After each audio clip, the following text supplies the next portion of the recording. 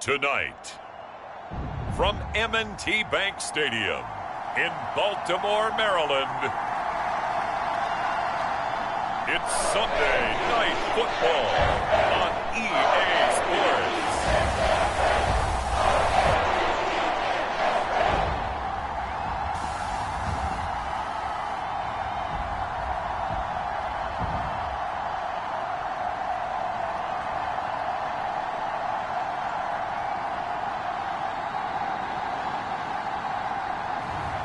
It's the Baltimore Ravens taking on the Miami Dolphins. EA Sports coverage of the National Football League brings us to historic Baltimore, Maryland and M&T Bank Stadium. Tonight we've got a great Sunday night matchup on tap, as it'll be the Miami Dolphins taking on the Baltimore Ravens.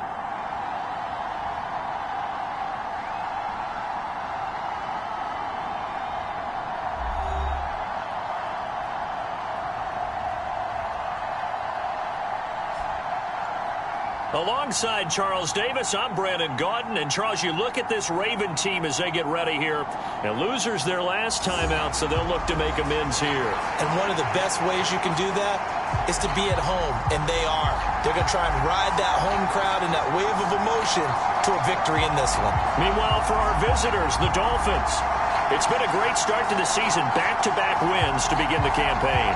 Yeah, you don't want to get too excited. There's still a lot of season to go, but they've come out playing good fundamental football, and that might carry them a long way.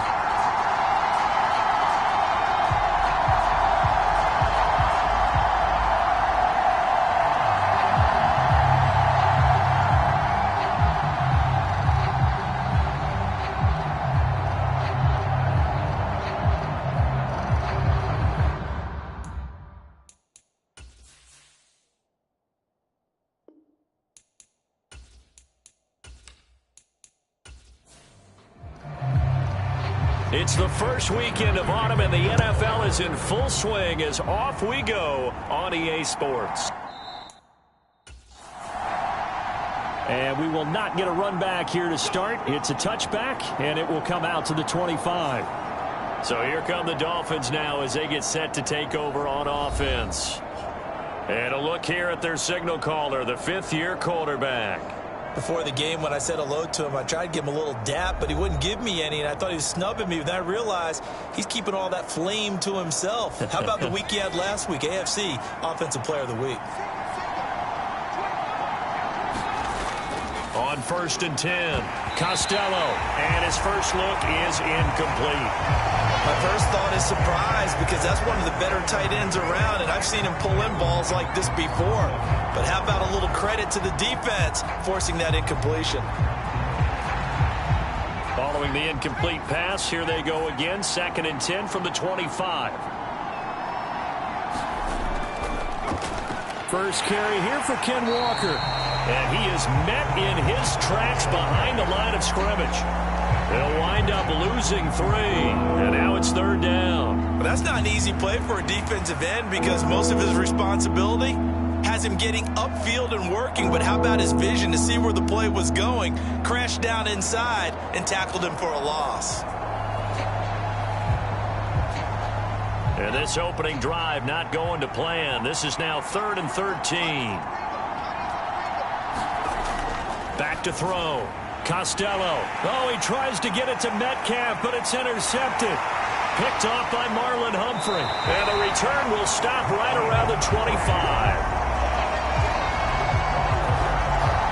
Well, short of them returning it for a pick 6, that was about the worst start you could ask for in this one, because your advantage of getting the ball first is gone, and they're set up a short distance from your end zone. Now you're counting on your defense to prevent a touchdown, and your offense, you better be ready to come out swinging on the next series. So here are the Ravens with great field position to start out. And led out by the rookie. Expectations high here as he's making his first NFL start. I tell you what, when he is on schedule for that week, secondaries take notice, because you've got to stay alert back there on every snap. A truly powerful arm, one that's capable of challenging any level of the defense on any given play. That's why so many scouts preach arm talent when preparing for the NFL draft. A quarterback with arm strength to make every throw in the book, he's an asset to have in any offense. These are his numbers from last week's contest. 17 carries, 78 yards, and a touchdown. They've won 2 straight games, and they've done it with the running game as the focal point of their offense. So in this contest, I don't think about doing anything else. I continue to ride the hot hand that I've established and lead with the runners. It's just a gain of a couple there on the scramble, and now it's 3rd down.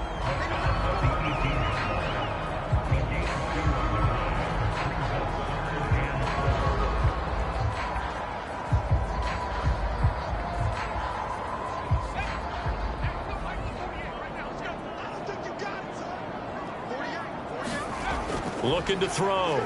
Strickland. And he won't get to the marker. He's a yard short. A pickup of 3. It leaves him with 4th and 1.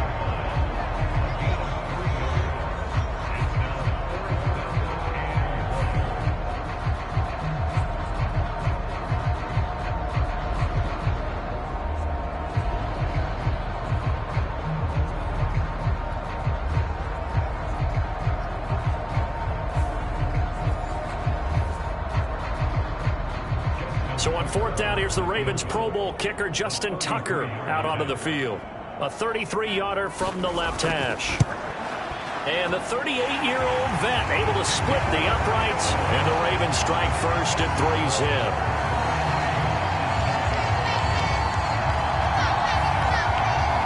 So the interception set him up with terrific field position, but 3 points, the end result. Yeah, we can make this one pretty simple, partner. You always want to end drives with points, but that's one that you're going to look back on and probably say, we should have done better there. And he'll be dropped at the 21-yard line, so bringing it out of the end zone proves not a good decision, loses him about 4 yards. So Miami coming out for their second drive. Their second drive here, the ballgame, Charles. Remember last time they threw the interception, but the defense held up. It bent a little but didn't break, only giving up the 3 points. Yeah, obviously they left some points on the table there their last time out, but boy, they have to thank their defense for holding the opposition just 3 after they threw the pick. Their turn now. Back out on the field, put together a good drive, and get some points of their own. The numbers for Walker from last week's effort. 2 trips to the end zone and well past 100 yards. And going back and watching the film, we saw every kind of run from him, didn't we? We saw some power, we saw finesse, we saw speed, and what I love the most, he finished each and every run. They'll get this to his tight end. That's Pat Freiermuth. Yeah, a good job to get him to the ground quickly right there at the 36-yard line. On 1st down, Costello. Here's Freiermuth again.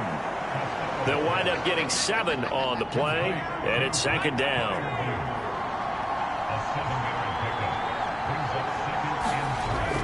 Back to throw. Costello. And that one going to be off target and incomplete. So the incomplete pass on the last play, and that leads us to a 3rd and 3. They'll stick with the passing game as he looks to throw. Setting up the screen here. This is Walker. And he is going to have the Dolphins 1st down, I do believe. Yes, he's got it by about a yard there on 3rd and 3. And that's a gutsy call there on 3rd and short, because that's a play that's got a good chance of being blown up in the backfield for a big loss of yardage. But nice job out wide to gather in that screen pass, use his blockers well, and pick up the 1st down.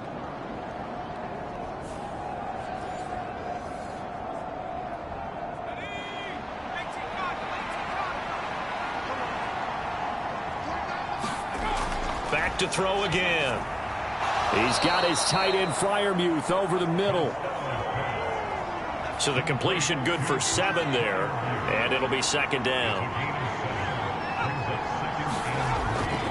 Straight ahead, Walker, and he'll get it down here to the 43. They'll get 3 as the drive continues. It's a 1st down. Well, partner, I haven't seen a vote for most popular player on the team. This guy's got to get a lot of votes. He does not care, does he? Totally unselfish, physical runner, doesn't worry about yardage, just keeps moving the chains, being a team player. Yeah, this will leave him a yard short. Nice pickup of 9 yards on first down. He was well over 100 yards last week. He told us this week, a little ambitious, said he wants to hit that 200 mark. We'll see. Makes sense, though, doesn't it? Have we ever run into a running back that had a great game the week before that didn't think that's just going to naturally continue? Just make sure you feed me the football. And that's what they're all about. Continuity, rhythm, number of carries. Just keep giving it to him. 2 yards on the pickup, and that's all they needed to move the sticks.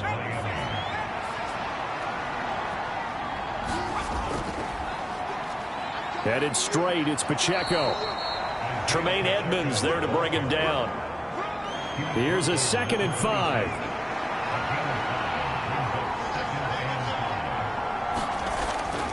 Operating from the gun, Costello. And he's going to be taken down here. A sack back at the 32. It'll go as a loss of about 6, and now it brings up 3rd. They've gobbled up over 30 yards of turf so far, but a sack knocks them backwards. And that interrupts the momentum they were building. Good opportunity for the defense to escape this drive before they get to the end zone.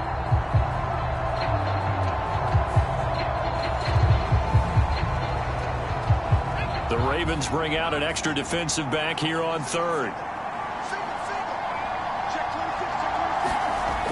Operating from the gun, Costello out route, and he connects with Freiermuth. And he's going to be taken down with the first down at the Ravens 19. Give him 12 yards on that one. It earns him a fresh set of downs. And that's how you shake off the interception you threw on the opening drive, come back and throw another strike and gain nice yardage. And I give credit to 2 people on this one. The man throwing the ball and the person calling the plays. They're not shutting him down early in this game. So here's a 1st and 10 now down inside the 20. Looking to throw. Costello. A quick throw knocked away. It's incomplete. One thing that you're going to see from this offense is that they love the matchup with their wide receivers against this secondary.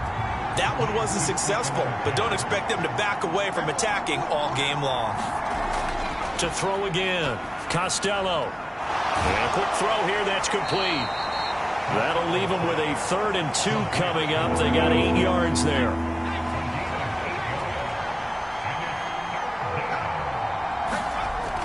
They'll try for the first with Walker.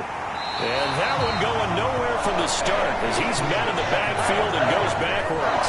4th down now after a loss of 2. A great job there by this defense. They give up the long drive, but in the end, it looks like they'll force a field goal attempt.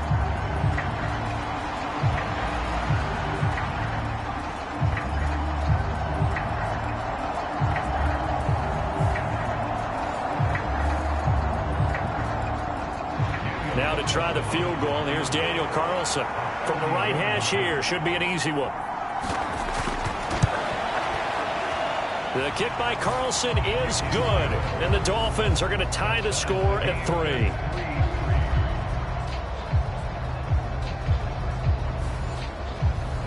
So you're a boxing guy. How do you score that on your boxing card? A very long drive, but 3 points. And I really want to do my boxing analyst voice right here, but I'm going to keep it normal for us, right? I call it a draw. That type of a drive has to feel good, right? You take it all the way downfield, you control the ball, control the clock. But they only got 3 points out of it. So defensively, it could have been worse, right? So I give it a draw. Baltimore set to take over here for their 2nd possession of the game. And after the field goal last time, see what they can get here. At least they got points out of the last drive, Charles. I never met an offensive coach that didn't want a drive to end with a kick. Most of them wanted to end with a PAT, right? In this case, a field goal, they'll take it. Way better than the alternative, which is a punt. Yeah, but you met fan bases that wanted that, that weren't happy with that field goal. I haven't met a fan base yet that wants a drive to end with a kick, other than the extra point. That's it. And that is incomplete. So back-to-back incompletions, and that has them staring at a 3rd and 10. Back to throw. Strickland. That ball caught. It's Mark Andrews, the tight end. And he will have a Ravens first down as they're able to get the 3rd down conversion. Well, there's a new man here under center. What do you think they saw to acquire him, Charles?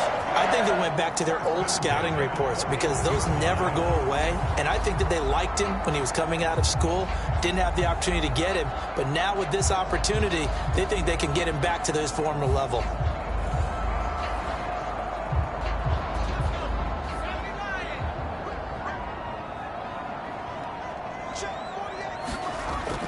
On 1st and 10, it's Dobbins. He'll get this up to about the 44.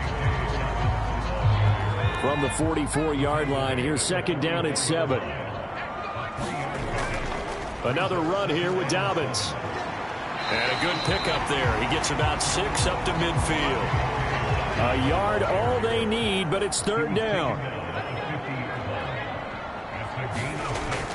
They'll try to run for it with Dobbins. And a strong run there as he'll take this all the way down to the 35. They get 14 on that one. That's good for a Baltimore 1st down. Brad, what were they thinking on defense there? They looked like they were playing for the pass. That was 3rd and short. Yeah, it was an easy pickup because they handed it to him. That was way too easy. Just looked like absolute confusion defensively. Not sure why they were in that set. Yeah, I'd say you ought to have a few men in the box there.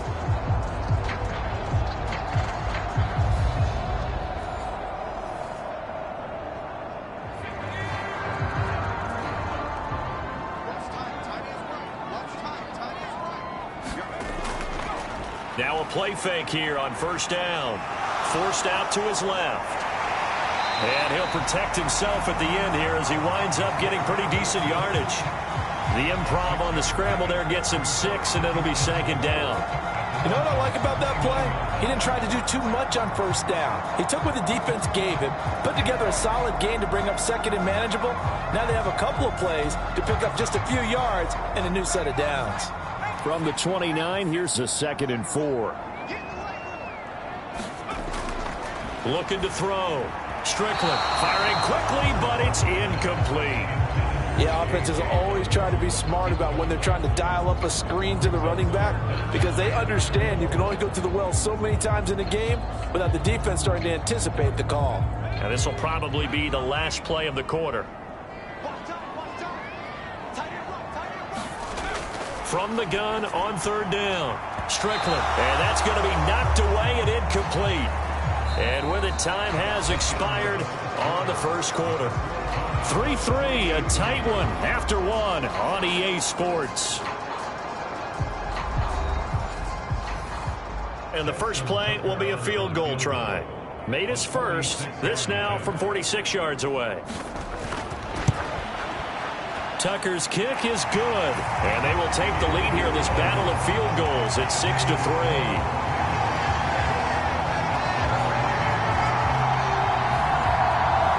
So we're trading first-half field goals. No breakthrough on the touchdown front. Got a 6-3 game. Yeah, and I know so many people look at a game through offensive eyes, right? They want to see how the game's played that way. You know how I'm going to view it, right? The defenses, to me, have responded well in this game. Like what I'm seeing from them, both of them hoping to keep it to field goals and not give up big touchdowns. The Dolphins offense now working their way back onto the field. Their drive last time, it stalled out. They were forced to take the short field goal. And the key phrase, you nailed it, forced to, because you know coaches look at these short field goals as a last resort, right? To them, that's not how drives are supposed to end. You're supposed to put 6 on the board. That's a consolation prize. Like going to the county fair, you don't get the big stuffed animal on that one, do you? No, you don't go top shelf. That's bottom shelf material. They'll fake the jet sweep and go instead with Walker. And the running lane's non-existent in this first half as they'll stop him behind the line. A yard in the wrong direction makes 3rd down tougher. 3rd down and 9. Another example right there how this defense really is winning the entire game at the point of attack. Yeah, right there at the line of scrimmage because they are dominating it. It allows their interior guys to get upfield and spill into the backfield. So how are you going to combat that? You know, because they bring in your tight end, keep him in. Your running backs, they have to step forward. Bottom line, your offensive line has to block them first to give yourself a chance. The offense on 3rd down tonight, they've hit 2 for 4 thus far. This is 3rd and 9. Over the middle, that's caught by Metcalf. And they're going to mark him down short, maybe by about a yard, if that. A gain of 8 there on the play. And that's going to make it 4th down. They didn't get the first down, but I have to say I do like the call. I like what they were trying to do. Try and hit your receiver on the run and see if he can pick it up, keep it on his feet, get a little rack yardage. Yeah, but a nice job defensively to get to him and keep him short of the first. Here's Tommy Townsend on to punt.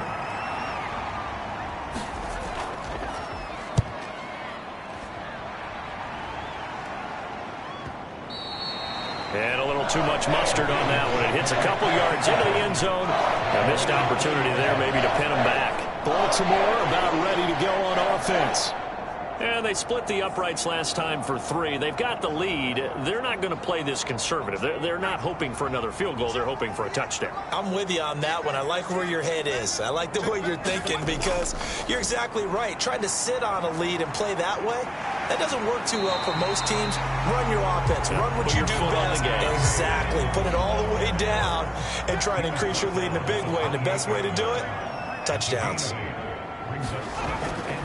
They'll go again with Dobbins. And he is going to be stopped cold behind the line of scrimmage. It'll be a loss of a full 3 yards there, and it also brings up 3rd down. The defense was ready for the run-pass option, diagnosed it perfectly. Not only did they stack him up at the point of attack, but he was met by a host of light-colored jerseys.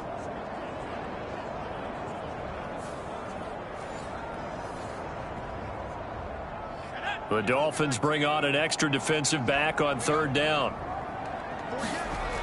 Back to throw. Strickland. And tight coverage there. It's knocked away, incomplete. 4th down, and out comes Jordan Stout here to punt. He punted 4 times in the loss last week as he gets this one away here. Call that a 46-yard punt with a net of 40 on the 6-yard return. And it'll be Dolphin football. And now this offense comes back out onto the field. And Charles, a very uninspired effort the last time we saw them out there. It was a quick 3 and out, then they punted the football. Yeah, and you never want to get stopped so soundly during a series, but what would be even worse now is letting it happen again right here. They've got to get going. And he took that in one-handed. What a grab. First play of the drive, a success, 19 yards. Boy, that completion comes with a high degree of difficulty, especially on the catch. Had to look that one in one-handed, able to do so, and ends up picking up a 1st down as well.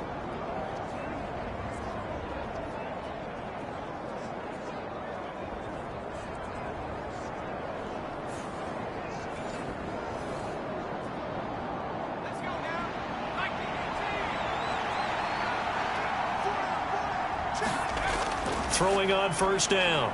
Costello. A short one there to Freiermuth. And they'll get him down as he's inside the 40. A good gain again. That's now 31 yards combined on those last 2 plays. And what a nice example there of a tight end doing exactly what he needs to do. How about how he worked his way to the outside, made sure he secured the catch, and then anything after that, we count that as a bonus. He tried to fit it in on the slant, and it's intercepted. Picked up by Tremaine Edmonds, the linebacker. And the Ravens will take over possession here up at the 44. Oh, timing is everything on a route like this. He tried to drive that football into a tight spot. And if you're a little early or a little late, chances are there's going to be someone there. And sure enough, this one's going the other way. And now Baltimore gets set to take the field. Well, what do you think? You get the ball off the turnover near the middle of the field. You take a shot here on the first play? You know I'm big on that. I love when I have great field position. After a turnover, I feel like I might have them a little bit off balance.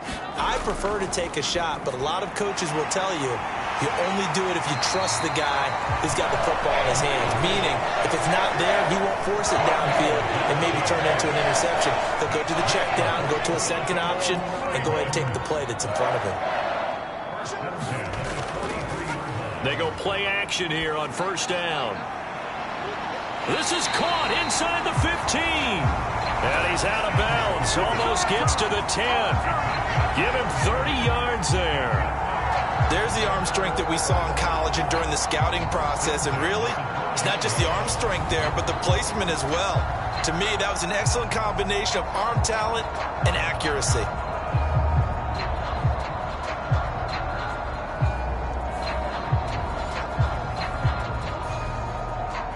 So how about this for field position after the big play? Inside the 15 now as they come up on 1st and 10. Dobbins running out of the gun. And he'll fight his way down right around the 12. They work now on 2nd and 9.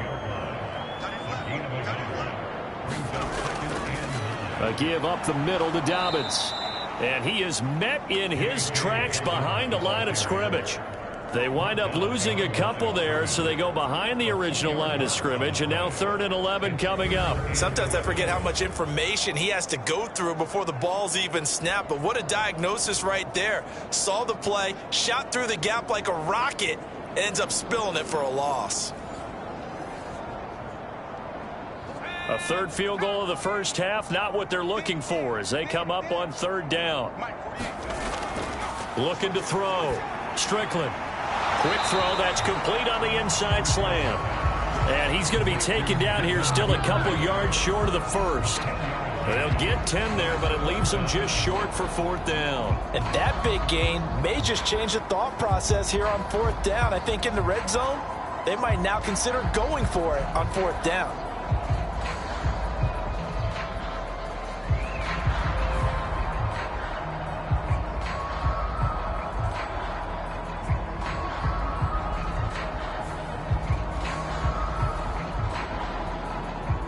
Here's Justin Tucker now for the Raven field goal try. From the left hash, should be a fairly easy one here. Tucker's kick is good. And they continue to lead in the battle of field goals here. It's now 9-3.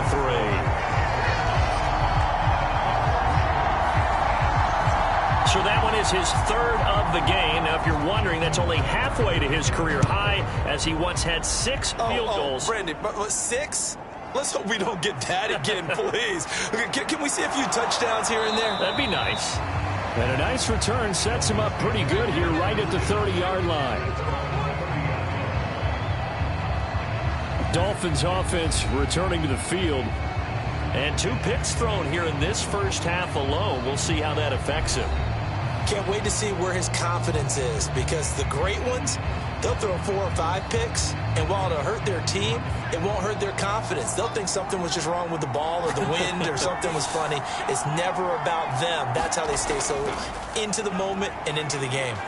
Breaks a tackle. And the result here, a pickup of 8. Leaves him with 2 to go on 2nd down.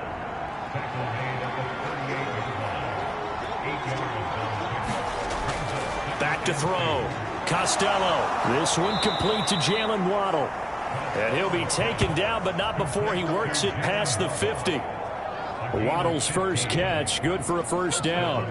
Well, there's no disputing. He's made some poor throws in this first half, but this was a good one. And you can bet this is an offense that isn't going to pull back. They believe in what he can do. So all you can do is look forward, and they pick up a 1st down. Back-to-back good plays have him on the move on 1st down. A give for Walker running right. He's got it to the 43 here. Well, that's just a pile of bodies there, and that's when you kind of find out who's a tough guy, right? Who can stand up and make a play. It was only a 3-yard run, but for both sides, they had to walk away from that feeling like, okay, I can stand up when the going gets tough in here. On 3rd down, Costello working the middle of the field, and he's got a man complete. And he's going to be taken down with the 1st down at the Ravens 30. They give him 13 yards there on the play and a fresh set of downs. Well, a lot of times when you get a manageable 3rd down situation like this, you have to think about your tight end, and he comes through for him, picking up the 1st down.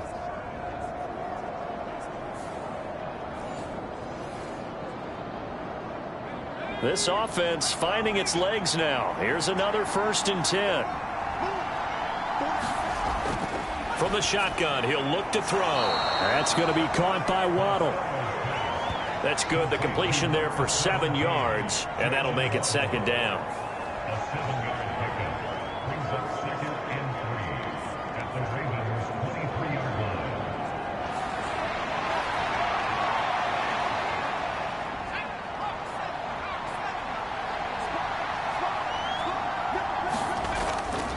Now to the ground. Here's Walker. And he'll get it down this time to the 17. 6 yards the pickup, and that's a first down. 2 minutes remaining in this first half of football. So from the 17 now, here's a 1st and 10. Operating from the gun. Costello to the right side and complete to Metcalf. It'll go down as a gain of 6, and it's 2nd down. Looking to throw. Costello.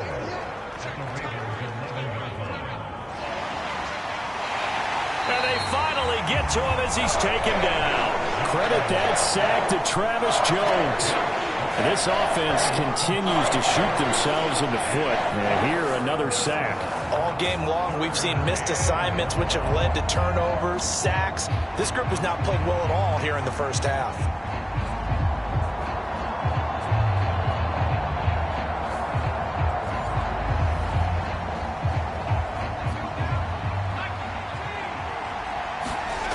To throw on 3rd down. Costello. And here is a leaping catch. He pulled it in. They're able to convert on 3rd down, and that sets up a 1st and goal. Now a timeout called for by the offense, as they'll stop it with just over a minute to go before halftime. So it's 1st and goal, and a great opportunity to get that lead back before the break. Off the play fake. Costello. And he is going to go down. Back at the 11-yard line. The Dolphins going to take their 2nd timeout, as the stoppage will come with a little under a minute to go in this first half. Looking to throw on 2nd down. Costello. The throw out wide going to be incomplete. They've been denied touchdowns in the red zone twice already. Here comes 3rd and goal. Back to throw. Costello. That is caught by Waddle. Touchdown, Miami.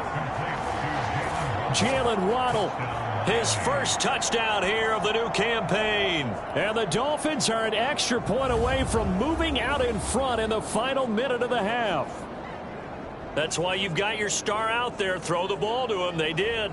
That's simply saying we don't care what coverage you put out there. He's so good, we're going there with the football anyway, and there's not a thing you can do about it. Inside the red zone, they go to him. He gets it done.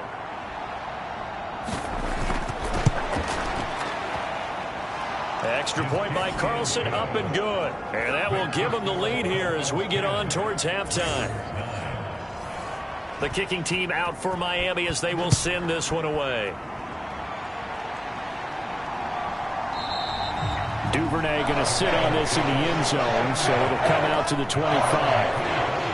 The Raven offense going to take over late in this first half with his slim deficit closing in on the end of the first half. We'll see if they can move this at least into field goal range and try to get 3 out of this drive.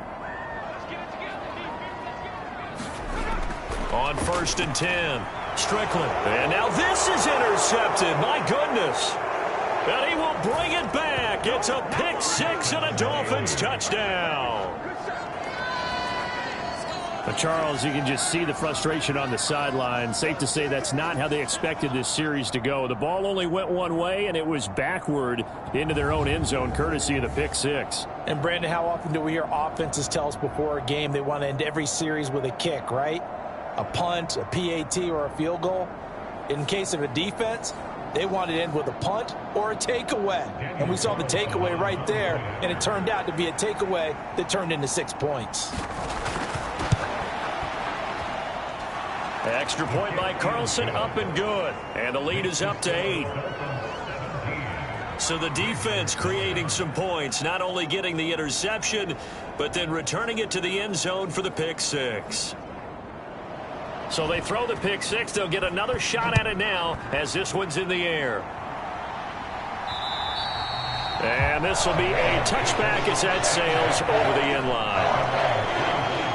The Raven offense going to take over late in this first half A slim deficit here in a one-possession game. Not much time left, obviously. We'll see if they can march this down the field, at least get 3, and take some momentum into the locker room.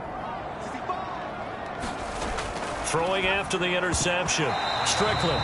And that's going to be incomplete. Too tough to hold on to that one. It's second down.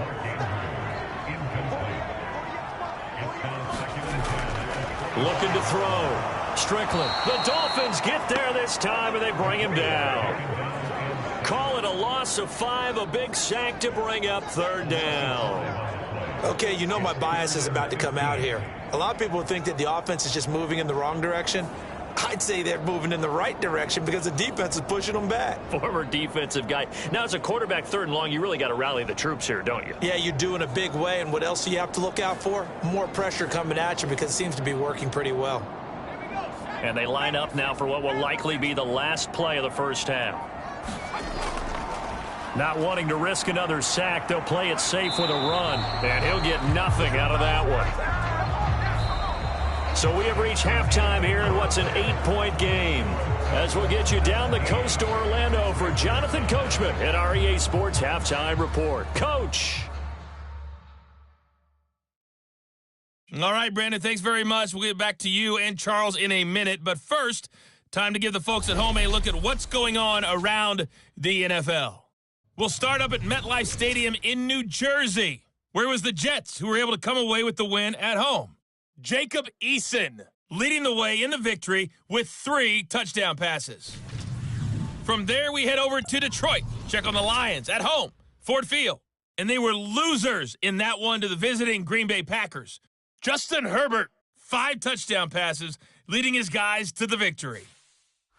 And finally, on Monday Night Football, they've got a good one lined up between the Houston Texans and the Jacksonville Jaguars.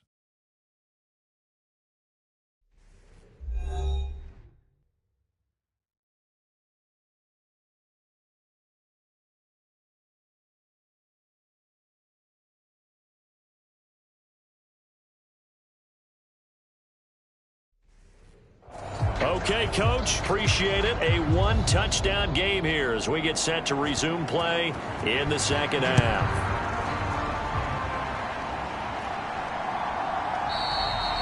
No run back here to begin the half, and we will start at the 25-yard line. The Raven offense set to start this third quarter.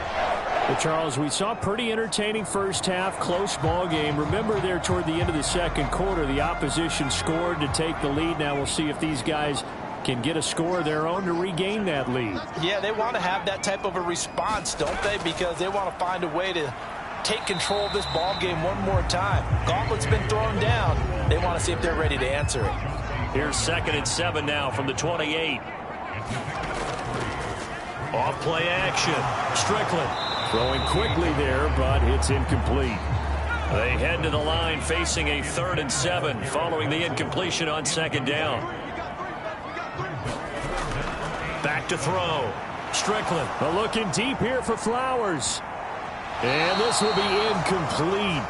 Both players with a shot at it that time, but neither coming away with it. So they're forced to punt on 4th as this one's away. This is brought in at the 21. A pretty good punt there, but also a nice return of 12 yards. And that will come the offense as they take over. Jalen Waddle, the speedster wide receiver, brings out this offense. Previous series, definitely a focal point. 3 catches, the touchdown grab. As a DB, or former DB, is there a number of catches on a drive you're like, oh, he got the best of us? I'm not sure there's a number, but there's a great feel. And what he did on the last drive, yeah. Especially with a touchdown. Yes. You're never happy. You're exactly right. The way he capped it off. So you feel that at the sideline, and now you're looking at your buddies and saying, okay, what are we going to do to take things away from him? Because I'm not sure the other guys can make those sort of plays. So let's make sure that we don't let him get going again.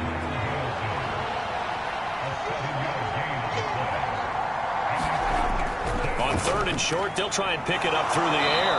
And he'll be taken down, but he does have first down yardage. 7 yards there. Good enough to move the sticks. This is a nice job of just taking what the defense is going to give you on 3rd down. You're not looking for a big play downfield. You just want to find something that can get you past the marker. They found it and were able to keep the drive moving.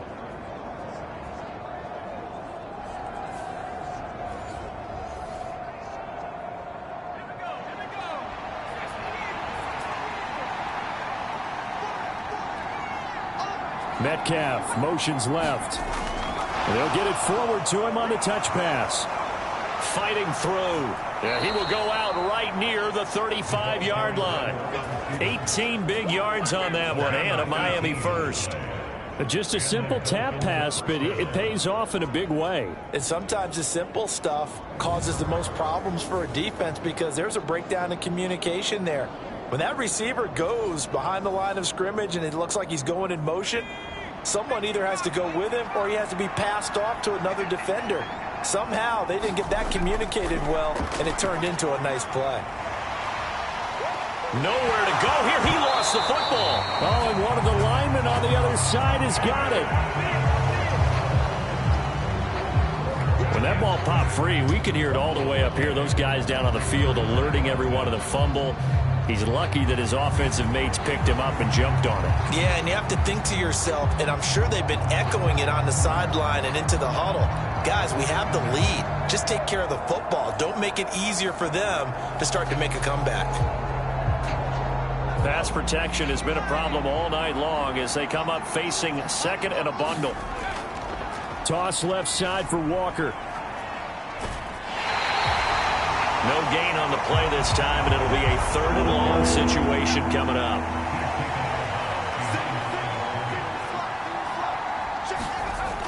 Looking to throw. Costello. And able to catch it on the left sideline, but they're going to rule him out of bounds. So it'll be incomplete, certainly one they'd like to have back as it brings up fourth down. And I tell you what, he got it from 58. That had lots of leg behind it, and the Dolphins will add on to their lead. Well, maybe a little bit of an anxious moment there as that ball got closer and closer, but it does curl in. Yeah, actually did a little bit of a slow dance there with the left upright, didn't it? But had just enough space, as you said, for the curl in. No run back here for Duvernay. Touchback out to the 25. The Baltimore's offense set for this next possession. Defense got the better of them last series, forcing a punt.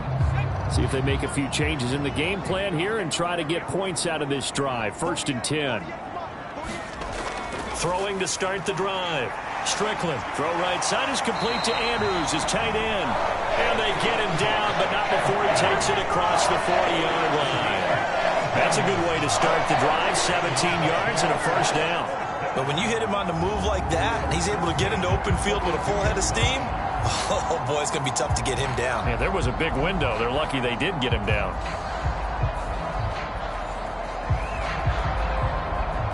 One play has him up past the 40 already, and another 1st and 10. A shotgun snap and a give to Dobbins. 40 yards rushing for him now to this point. From the 48-yard line, here's a 2nd down and 4. Here comes Dobbins on the toss right. And he'll be brought down, losing yardage back at the 40.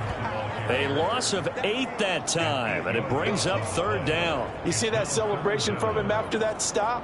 Those corners don't normally have the chance to get behind the line of scrimmage and hand them big losses. So when he got that opportunity, he certainly made it a memorable one.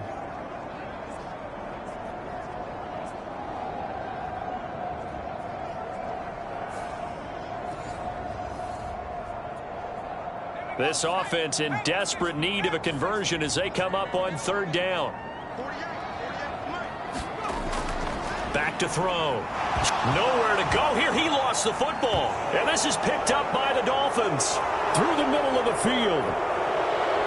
And this is brought all the way back. A fumble recovery and taken to the house for a Miami touchdown. The offense, they've had some sloppy moments. Sloppy there again on that one, and it could be the backbreaker. From a defensive perspective, if the offense is going to be sloppy, you've got to take advantage of that. And that's what they've done all game long.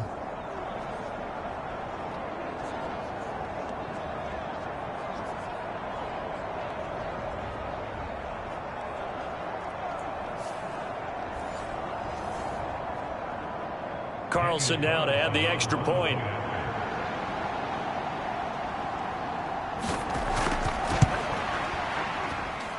And the lead is up to 18 now. So not only the cough up, but then the pickup on the other side, the scoop, and the score the other way. The fumble return for a touchdown. So here's the kickoff now as they'll get it again following that fumble return for a score. Duvernay going to sit on this in the end zone, so it'll come out to the 25. And the Ravens taking the field. I kind of feel like they've reached a do-or-die point in this game, Charles. If they're going to try to pull off an impressive comeback, it has to start right here, right now. Yeah, now they've got a final chance to get out of this situation, but they also understand they've got to move the ball and move it fast. In addition, they need to save as much time so they can get 2 more possessions. A quick throw there is incomplete. On second down, a run with Dobbins. And he is going to be stopped cold behind the line of scrimmage. 2 yards the loss, and now 3rd and 12. I know they'd love to take some heat off of that young quarterback, but so far, not much in the running game, and this won't help things either. A loss on that play.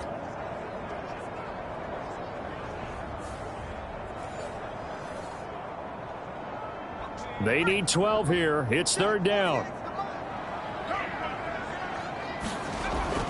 Looking to throw. Strickland. And the throw there going to be incomplete. The Ravens send their punter out now as he's on to kick it away. Averaging 50 yards a boot so far as this one's away. A little juke. It's a 43-yard punt, a return of 5. And it will be 1st and 10 as they take over. Miami's offense set and ready to go. Last time out, you remember their drive stalled, but thanks to their kicker, booted a long field goal to at least get them 3. Now here they'll try to do better and find the end zone. And in our experience, how much fun is it for coaches to know that they've got a kicker who can nail it from long distance?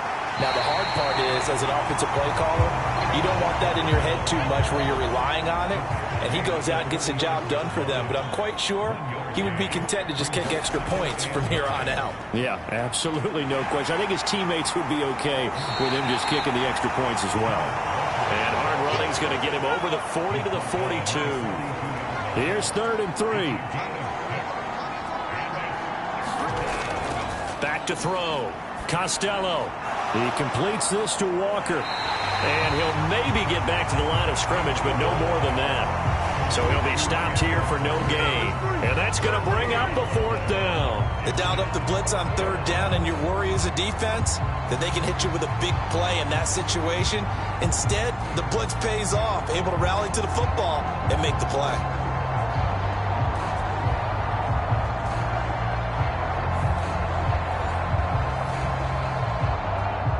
The Dolphins will send out the punter now as he's on here to punt it away.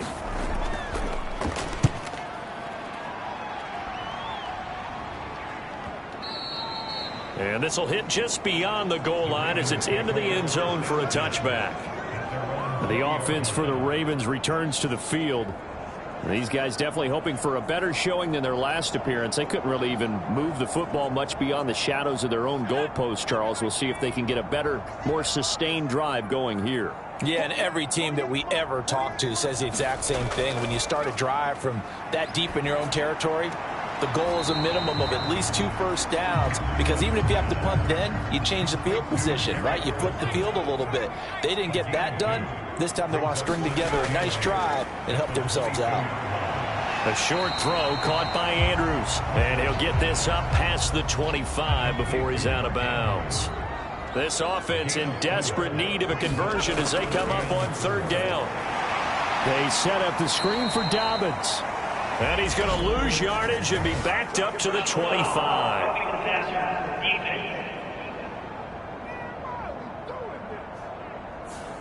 Ouch, you thought you had the defensive stand. Roughing the passer wipes it out. What does every defense talk about? 3 and out, right? Thought they were able to get off the field. Not so. They'll run up the gut with Dobbins. 5 yards is the tally on first down. That brings up 2nd and 5.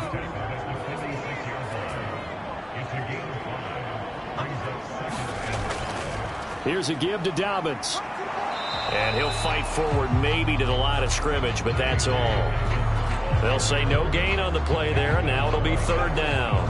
His carries tonight, they're getting up there, so maybe one of those every now and then is understandable. I would agree with that. Understandable every now and then. Sometimes you come back and you fake it to him and go play action, but other times you say, okay, they got him on that one. We'll come back to him in another carry. And this pass broken up. The contact well timed there, and now 4th down. The frustration is definitely setting in because they've thrown it to him over and over, unable to come up with a catch thus far. I think he knew he would have his challenges against his secondary. I don't think he saw a goose egg at this point in the game. The Ravens send their punter out now as he's on to punt for the 4th time tonight. They'll get off a fairly short kick here as this is toward the sideline. And this will be out of bounds, and they spot it at the 15-yard line. Not too bad. The Dolphins about set to go to work on offense. No points last time out. They were forced to punt, if you remember, but no time to dwell on that. They've still got the lead here and a chance to add to that here. 1st and 10 as this new drive starts. Throwing to start the drive. Costello. And the Raven pressure too much. Down he goes. They'll wind up losing 3 there on the sack. Good pressure, and it's 2nd down. And on that one, the protection just broke down. You've got to have that leverage, don't you? We always talk about low man wins in the running game for an offensive lineman versus a defensive lineman. It's essentially the same thing in pass protection. Get lower than that defensive lineman so that you can keep your balance and keep him away from your guy trying to throw the football. Pass protection has been a problem all night long as they come up facing 2nd and a bundle. Operating from the gun. Costello. Open man is Waddle, complete.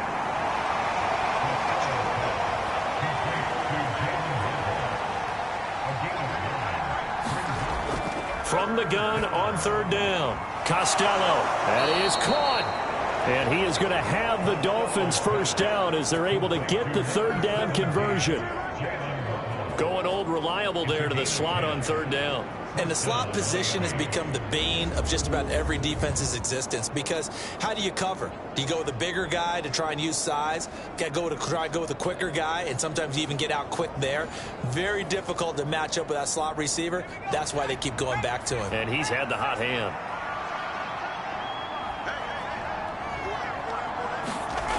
On 1st down, Costello. A short one there to Freiermuth. They'll give him 4 yards there, and that's going to bring up 2nd down.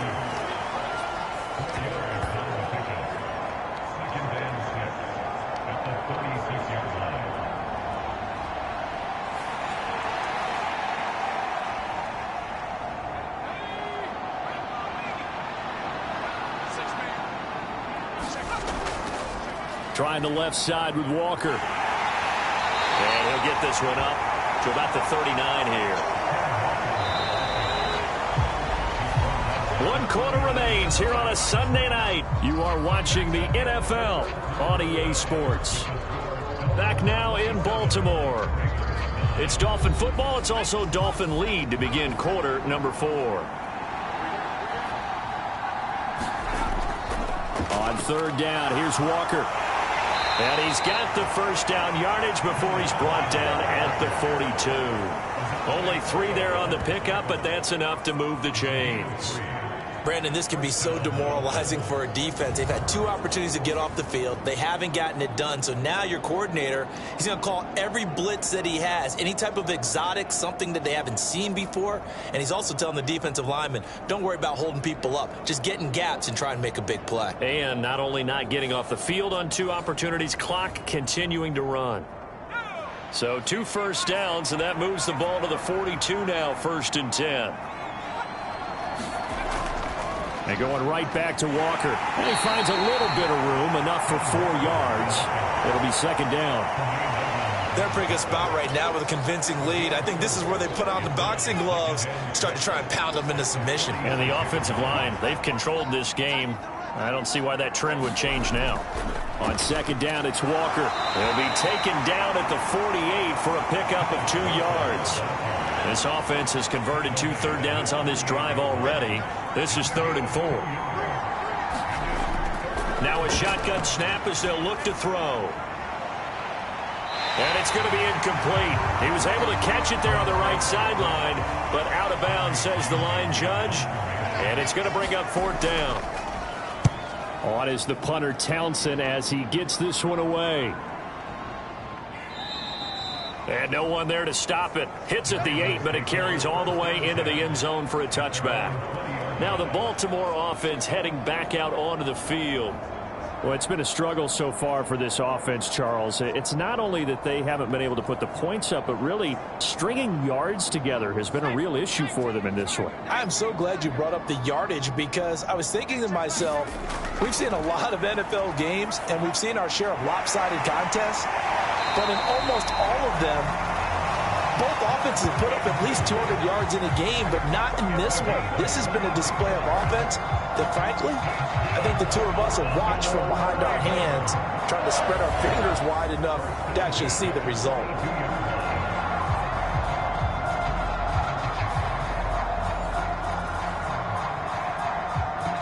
One play has him up past the 40 already, and another 1st and 10. Operating from the gun, Strickland. Call it a gain of 3 on the play, and it'll be 2nd down.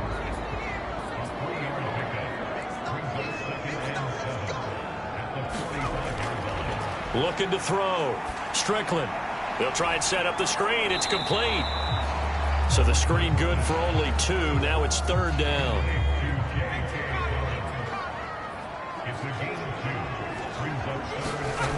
Again, he'll drop to throw. Oh, he tried to fit it in on the slant, and it's intercepted. Chauncey Gardner-Johnson with a pick. And he will bring it back. It's a pick 6 and a Dolphins touchdown. Well, this defense just continuing to do their thing, and now they add on to that lead with another pick 6. And how about the way they've played this entire game? Not only have they put their stamp on it, but every time they try and mount an offensive challenge, they find a way to thwart it. And multiple pick 6s, oh yeah, they'll enjoy watching this tape after the game. Extra point by Carlson, up and good. And they open the lead up now to 25. A heck of a play there defensively, getting the interception, navigating his way into the end zone for the touchdown. So they'll get another shot on offense following that pick 6, and now the kick is away. And he brings us out past the 20 to the 24.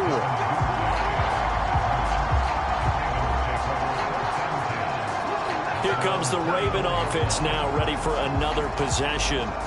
And you can sort of sense their dejection. That last pick 6 put the icing on the cake, so to speak, in what has been a rough go for them.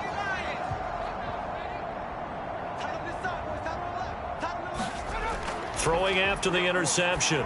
Strickland. And that'll be complete to Dobbins. And they're able to get this one across the 35. Line of scrimmage, the 37 on 1st and 10. Back to throw. Strickland. A quick throw knocked away and incomplete. Now a 2nd and 10.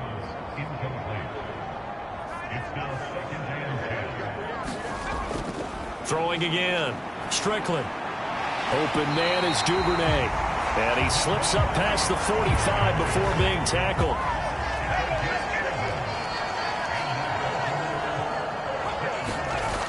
Throwing on 1st down. Strickland. And down he goes at the 49, a 3-yard pickup. Well, the strategy was evident there. Get it to your tight end and make it a one-on-one play with a cornerback. Who's usually going to win that one? The tight end, but not there. Not in this situation. How about the corner defeating that logic and making a really nice tackle? That'll go for a gain of 7. And they'll be faced with a 3rd and inches. Operating from the gun. Strickland. Open man is Bateman. It's complete. And he's got another first down as he's brought down at the Dolphins' 30. 12 yards to pick up there. Good for a Raven first.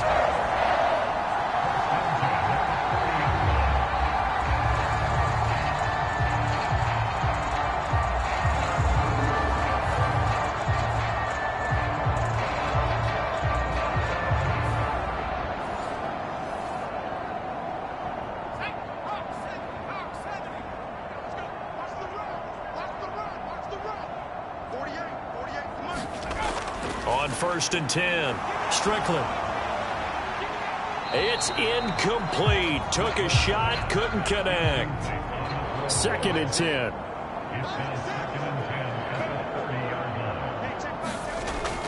To throw again. Strickland.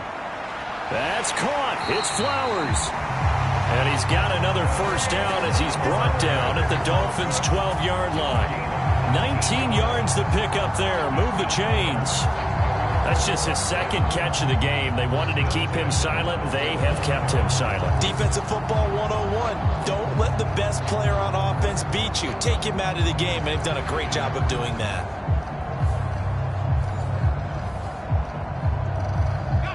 From down at the 12, it's 1st and 10.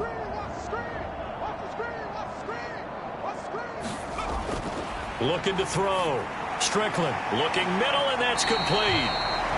They'll wind up getting 7 on the play, and that will bring up 2nd down. Off the play fake. Strickland. That is caught. It's Bateman for a Raven touchdown. A 5-yard touchdown catch, and the Ravens are finally into the end zone here in this 4th quarter. Charles, that's a pretty good response from a rookie quarterback. He's had his struggles in this game, including the interception on the last drive, but there he takes him down the field and puts it in the end zone. I agree with everything you just said right there, and there's a silver lining to all of this, his resiliency. Because let's face it, when things are going bad and you're a youngster, they often continue to go bad. But in his mind and his actions, he said, this stops right here. And how about the positive play he just turned in? Justin Tucker for the extra point.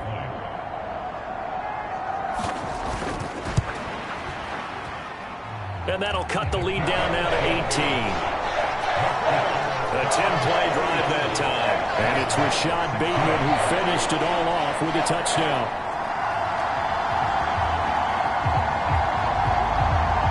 So still lots of work left to do, but here comes the onside kick. And the Dolphins are going to recover. The risk-reward of the onside kick, when you don't get it, the risk comes out to play, and here they gave up great field position. And that's the key to everything, because you're trying your best to press advantages when you have them, and field position leads you to that type of play calling, and whether you want to blitz or whether you want to throw the ball deep, those types of things, now that they've given up that type of field position, the advantage is switched to their opponent.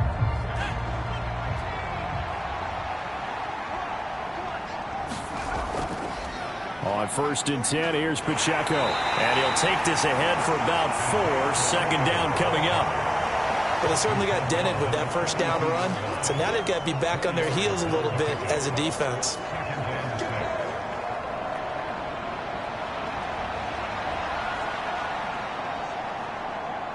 Second down at 6 now from the 42.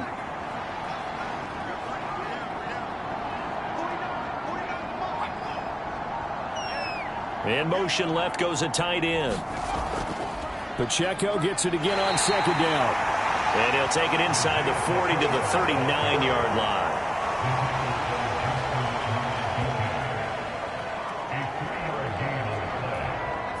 Here is 3rd down and 4.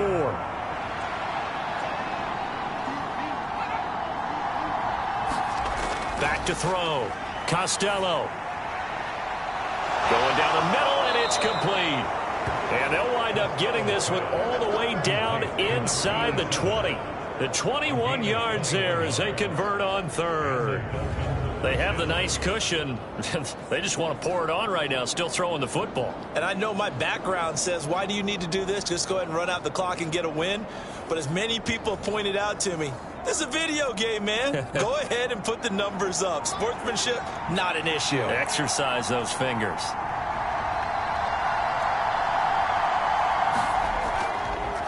Headed straight, it's Pacheco. And they'll work this down to the 15 for a pickup of 4. They give him 4 yards there. It'll be 2nd and 6. 2 minutes left to play in this football game here on EA Sports. 2nd down and 6 now.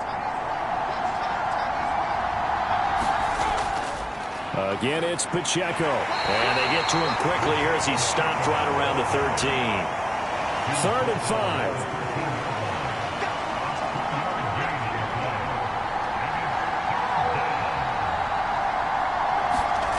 Looking to throw. Costello. A throw left side, caught by the tight end, Freiermuth. And he's just going to be short here, barely. Maybe by a half a foot. It'll be 4th and inches. And let's face it, you can put any Halloween costume on him. You're not going to be able to disguise him because for a tight end of his size, difficult to sneak him anywhere, but that's what they tried to do. Lined up on his right, tried to work his way back to his left, but just a minimal gain as the defense was able to react quickly. The offense here not budging. They're going to fight for it on 4th and inches.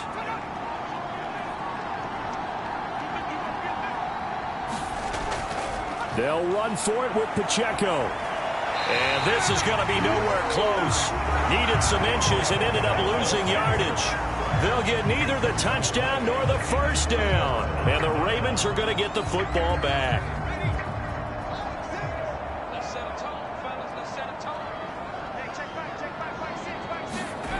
Throwing to start the drive.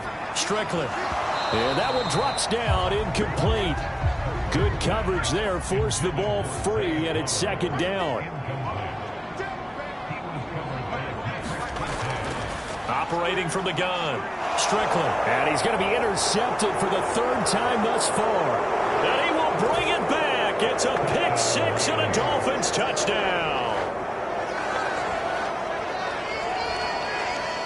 So a 4th quarter pick 6 here, and that one might put this game out of reach, CD. I certainly agree with that, partner, and I know one thing, though. That team that just got the pick 6, they're going to keep playing until this one's over. Better be careful. They're looking to get another one.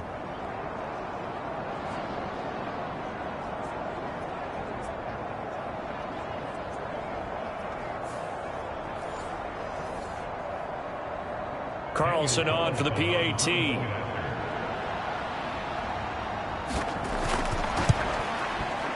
And he's been a busy man, 5 for 5 now as he knocks another one through to extend the lead.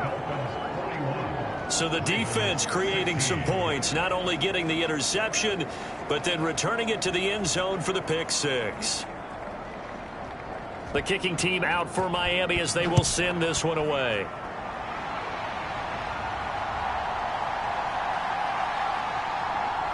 And out a little across the 25 to the 27.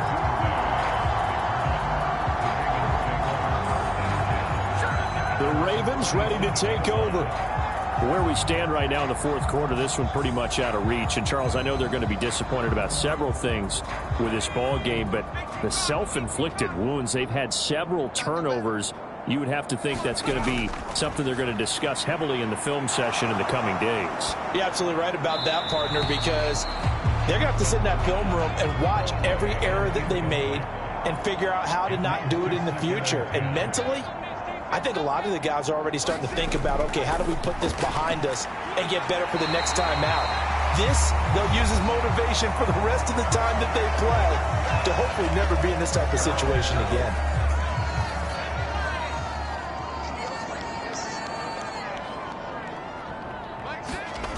On 1st down, Strickland, he's going to let it fly.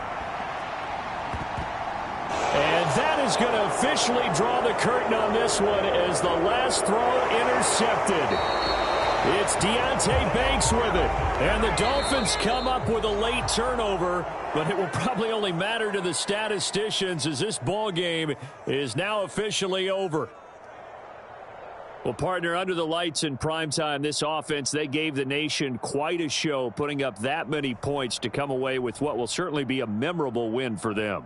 And, Brandon, I think it's as simple as this. Some players, some teams, they're just meant for the big stage. And when they get a chance to play in this type of atmosphere where all eyes are on them and all the lights are shining brightly, they show up and they show out. So for Miami, it's an ideal start as they move to 3-0 now on the young season. And they will head back home next week. Meanwhile, for Baltimore, they'll fall to 1-2. And they'll get a chance to redeem themselves at home next week. I'm Brandon Gaudin. Certainly have to thank Charles Davis, my broadcast partner, and our entire crew. We'll catch you next time right here. It's the NFL on EA Sports.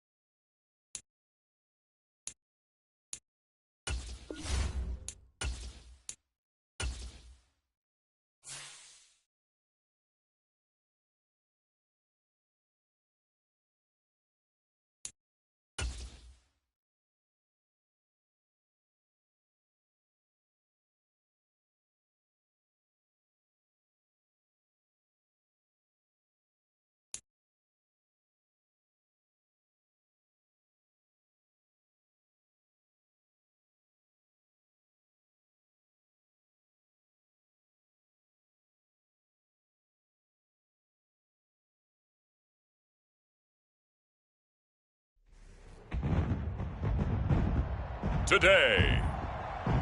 From Mercedes-Benz Stadium in Atlanta, Georgia, it's Week 3 of the NFL on EA Sports.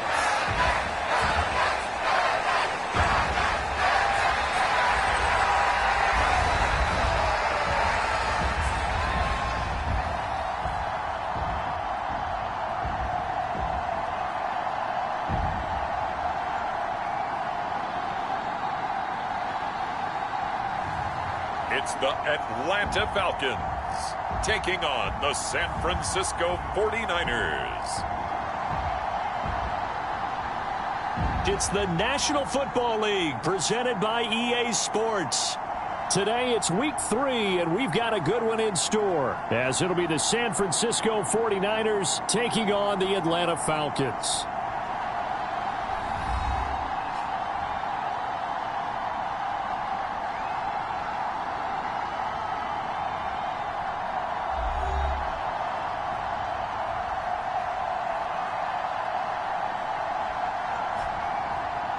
Hello again, everyone. Brandon Gordon along with Charles Davis. And, Charles, we take a look at this Falcons team as they enter play. They come in feeling good after...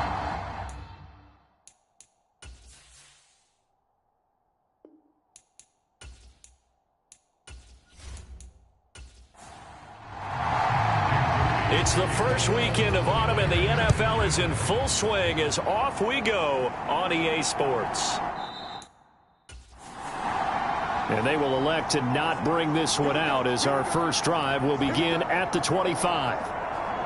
So here come the Falcons now to get the football for the first time. And leading them out, their signal caller, now in his 4th season in the NFL. That was a solid performance last week, wasn't it? 2 touchdowns, no interceptions, ran the team well, won the ball game. Bottom line, may not have been earth-shattering, but it didn't need to be.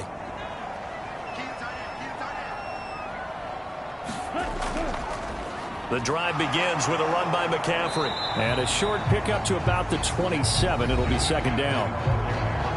The numbers for McCaffrey last week, pretty good as he found himself in the end zone on 2 separate occasions. And those are the most important numbers, because no matter what you pile up prior to the goal line, getting in is all that matters. Putting those numbers up on the board, and they love them when they're 6s. And that nearly an interception here on this opening drive, but he gets a reprieve. It's 3rd down. Back to throw. Elam. Throw left side. McCaffrey's got it. And he'll be out of bounds across the 30-yard line. The Falcons send out their punter. He'll kick it away after a 3-and-out on the opening drive of the game. Pushing through the contact.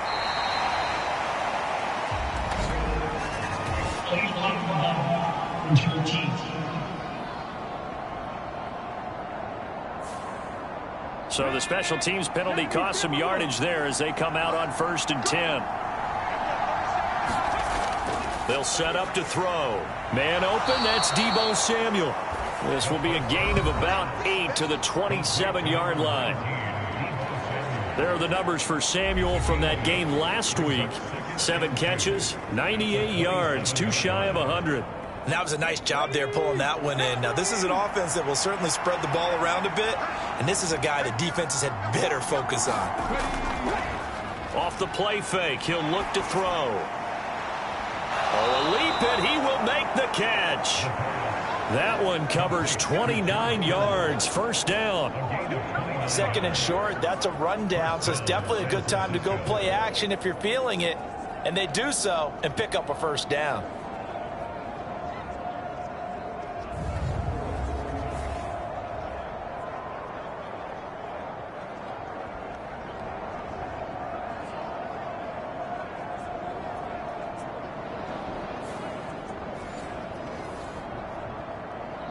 From Falcon territory now, here's 1st and 10 at the 44-yard line.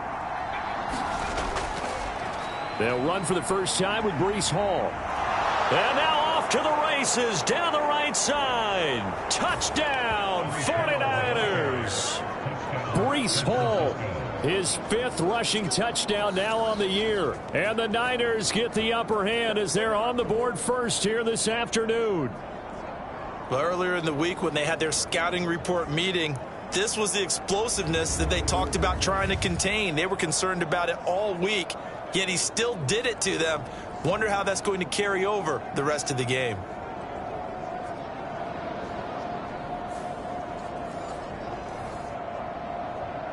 Jake Moody now for the point after.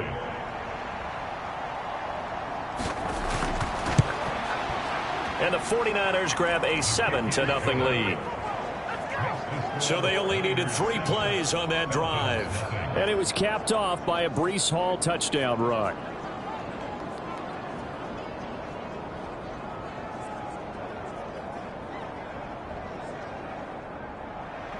So after the made field goal by Moody, he's back out to kick this one away. And this will not be brought out. It's a touchback. So for the second time in this one, we get set to see the Falcons offense. I would say they went 3 and out last time, but actually they didn't even get to 3 and out. Still a strange decision to us here in the booth. Yeah, let's hope they don't go 1 and out, but maybe, possibly, let's try and think with them here. Try and play field position maybe, turn the ball over, put it in the hands of their defense. Who knows? You're a nice man. And they'll get it all the way up about 5 yards shy of midfield. An excellent pickup of 20 yards. That's his first catch of the game, and an impressive one against multiple defenders. And how about that start? Really aggressive. Yeah, there was double coverage out there, but that didn't stop them at all. They went right at it and defeated it on that play. The big play to start him out has him at the 45 already. McCaffrey running up the middle. And he'll be taken down just shy of midfield. From just shy of midfield, here's a 2nd and 5. Off play action. Elam. Oh, he tries to force it in, and it's intercepted. It's Jair Brown who's got it. So this is something we didn't see at all from this offense in the victory last week. That's a turnover. They didn't have any, but giving the ball away here in the opening quarter. I love the surprise in your voice because it's exactly what you stated. Didn't see it last week, but it was a key to their win. And it'll be a key to this game as well, protecting the football. Didn't get it done there. Breece Hall helped leading out this offense for another series. And you see his numbers from a week ago. He was up over 100 yards then, and he's already hit pay dirt here once in this one. We always talk about quarterbacks and receivers getting into rhythm, right? Really feeling good, finding each other downfield. I think running backs operate the same way. They can hit a good rhythm and a good stride, and he's carrying it over from last week. Up past the 25 to the 26, a gain of 5. Second and 5. That throw taken in by Jamison Williams. And he gets this one just shy of the 40, down at the 39. 13 yards on his first catch. It's a first down as well. Well, as a coach, you absolutely love seeing your offense find their rhythm early, and that's exactly what we've seen so far. They had a touchdown on their opening drive, and now they connect here for another nice gain for a first down. This offense is moving the ball well, exactly as he drew it up in practice. They'll look to throw here on first down. And able to break one tackle, but then quickly brought down. But a nice little gain. Now 2nd and 3. Back to throw here. Again to the big tight end, George Kittle. And Kittle going to have a 49ers first down as he'll be taken down at the 46.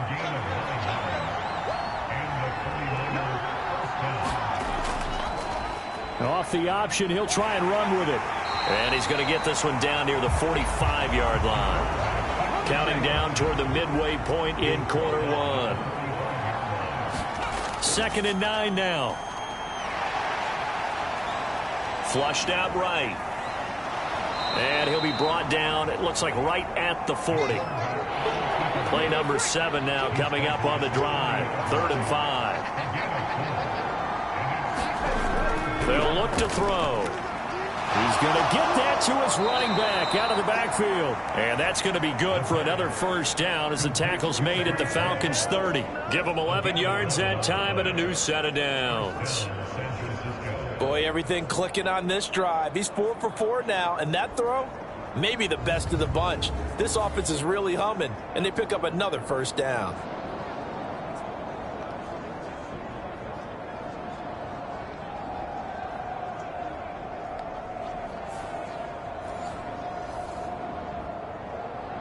So 1st and 10 now from the 30.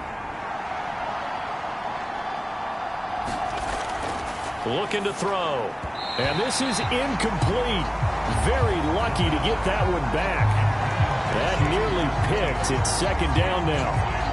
The Niners at 1-1 through 2 games thus far. It's not a start that's going to set the world on fire, but they've been pretty solid nonetheless.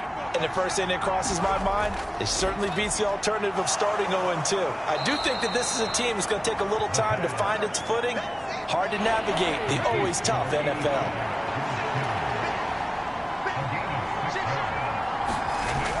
On 3rd down, here's Hall. And he's going to have a first down here as he gets this one to the 17-yard line. 56 yards rushing for him as he's got the afternoon off to a great start. He was solid last week, over 100 yards in their victory on the ground. They want to get that going again. Absolutely. What they also understand is that from week to week, it's not necessarily the same, but they want it to be, right? What they saw last week on the ground, they want to see in this game as well.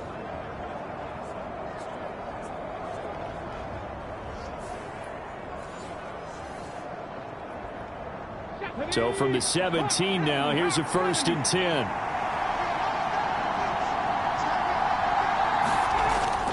On 1st down, right back to Hall. And he's eaten up at the line of scrimmage. Might have gotten a yard down to the 16. That was a really nice play, be able to stack that one up. When they get back in the huddle, he's got to tell his guys up front, great job. They kept people off of him, allowed him to run free and make the hit on the runner. Filled the gap nicely, kept him to just a 1-yard gain. He'll look to throw. He's got this complete to Ayuk on the out route. It'll go as a gain of 4, and it brings up 3rd and 5 now.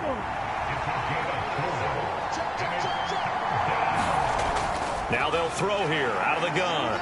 Eluding the pressure right. And he will slide to a stop. He does have the first down. Give him 6 yards, and they do convert on 3rd. So another 3rd down conversion, and now they've got a 1st and goal. They'll run with Hall. And across the goal line, into the end zone, touchdown 49ers.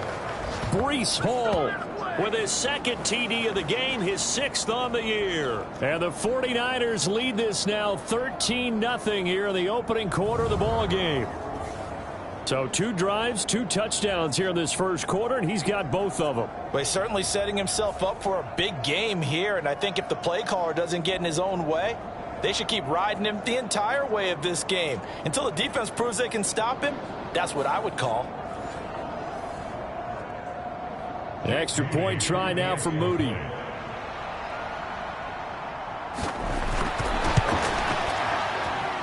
And it's good, and they have jumped out here to a quick 14-0 first quarter lead. That one was an extended drive, 14 plays all told. And it was capped off by a Breece Hall touchdown run.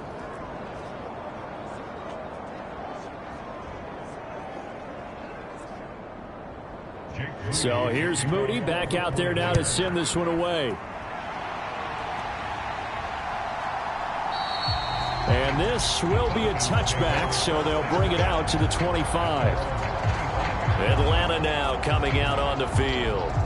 They've been outplayed early, no question. Down 14-0 already as they come up 1st and 10.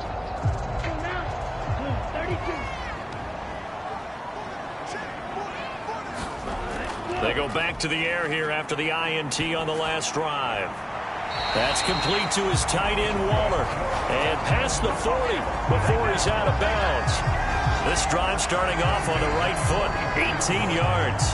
You can almost hear the sigh of relief coming from their sideline and from their point on the field because This has been a tough start for them thus far. A much-needed first down there. They needed something good to happen. Plays like that will continue to help them dig out of this hole. One play has him up past the 40 already, and another 1st and 10. Operating from the gun, Elam. And he's going to hook up with his big tight end, complete. And taking it across midfield and just shy of the 40. 15 more yards there and quickly another first down. When this offense can get their tight ends involved, they can move the football. Here, a nice route, able to look it in and picks up the first down.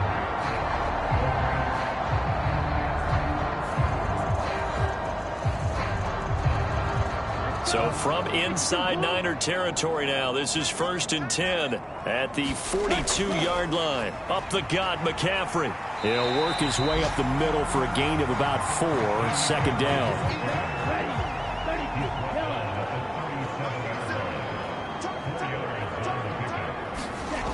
Operating from the gun, Elam. That ball caught by the former Toledo Rocket, Deontay Johnson.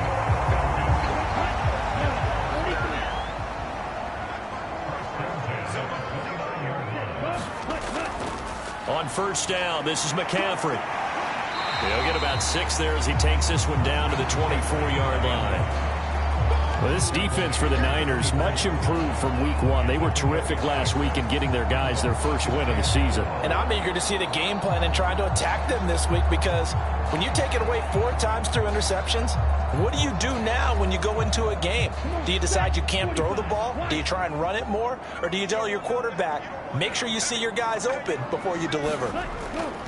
Again, they run. Again, it's McCaffrey. And he's going to be brought down on what will be the final play of this first quarter. 14-0 the score. This is the NFL on EA Sports. Back now in Atlanta, second quarter action. The Falcons with the football as they've got it with a 1st and 10. Operating from the gun, Elam firing quickly here, and that's complete. This will be a 5-yard pickup as they move it from the 20 to the 15. 2nd and 5. Looking to throw, Elam. And he's going to be stopped up right at the line of scrimmage. All in all, no gain on the play, and it'll bring up 3rd. And they'll be in search of 6 yards here on 3rd down. This is now the 9th play of the drive. Back to throw. Elam being chased out left. And able to get him down, but he does reach the 5. Give him 10 that time, escaping the danger, running with it, and picking up a first down. Now that's a quarterback who's in charge out there right now.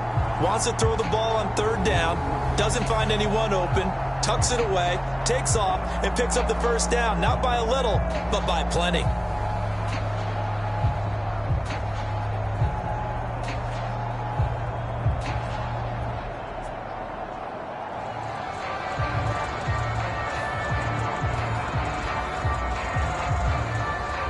First and goal, and they got to be thinking a chance to get right back into this football game. They'll try to run with McCaffrey. And he's going to press this one forward as they stop it right around the 1. 2nd and goal from the 1.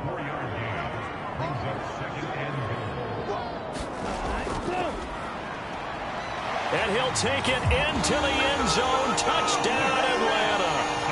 A great play there. His first touchdown of the new season. And the Falcons have cut it back within a score. So they brought the extra bulk in down on the 1-yard line, and they're able to push this one across. Yeah, I can just see your face right now because I know we're mind melding on this one. Coach Madden would love this.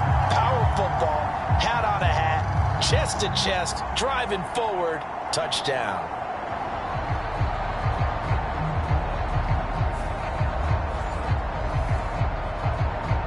Jason Sanders now for the extra point.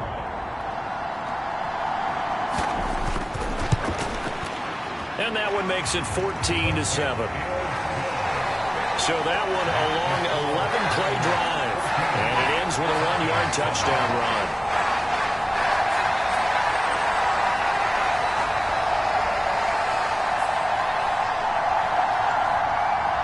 Now after after the touchdown. Ready to kick it away is Sanders.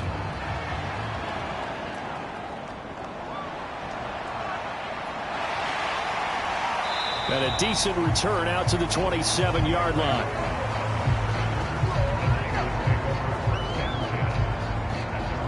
Breece Hall helped leading out this offense for another series. Good returns on the last drive. He hit the end zone for the second time. Good returns in this first half, really. Yeah, good returns for his team.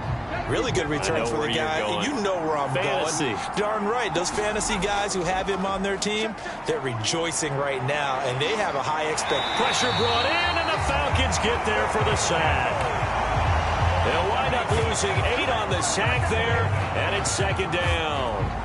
I thought there at the end he may have had a chance to release that, but that pocket closed a little too quickly, and down he went. Yeah, he was certainly trying to do everything he could to extend the life of the play, probably counting in his head 1, 2, and then he ran out of time.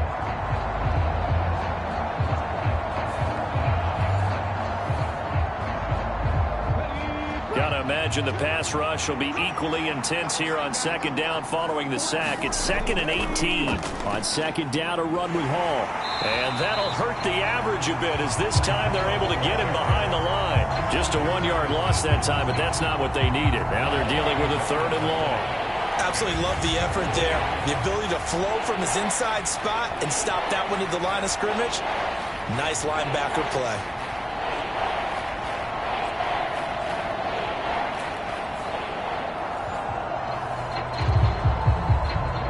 The offense on 3rd down, a perfect 3 for 3 as they look to keep that streak going. This will be 3rd and a mile. They take a shot downfield there, but it winds up falling incomplete. So on 4th down, here's the Australia native Mitch Wishnowsky to punt this one away. Back to return it, Christian McCaffrey. And now a fair catch called for and taken just outside the 40-yard line. 36 yards on the punt with no return. And the Falcons will be taking over 1st and 10. Atlanta prepped and readied for its next possession. And they'll just simply be looking to build off the confidence of the last time out where they scored a touchdown. Man, confidence is powerful, isn't it? When you've scored once, you feel like you can go back out there and get it done again. Doesn't matter what the defense throws at them. They feel like they're in a groove. Oh, and his early struggles continue. Here's another one intercepted. And the 49ers will have the football as this is taken up past the 30. Certainly not his best throw that time, and not a good time to make it, Charles, when they were a nickel with 5 defensive backs on the field. And that's exactly why you have those 5 DBs out there. You want extra speed on the field, guys who have ball skills and understand what the passing game can do, and gives them a chance to react and make a play on the football, and they take one of those away. They'll start on the ground. Hall. This will be stopped about 2 yards shy of the marker. 8-yard gain, 2nd and 2.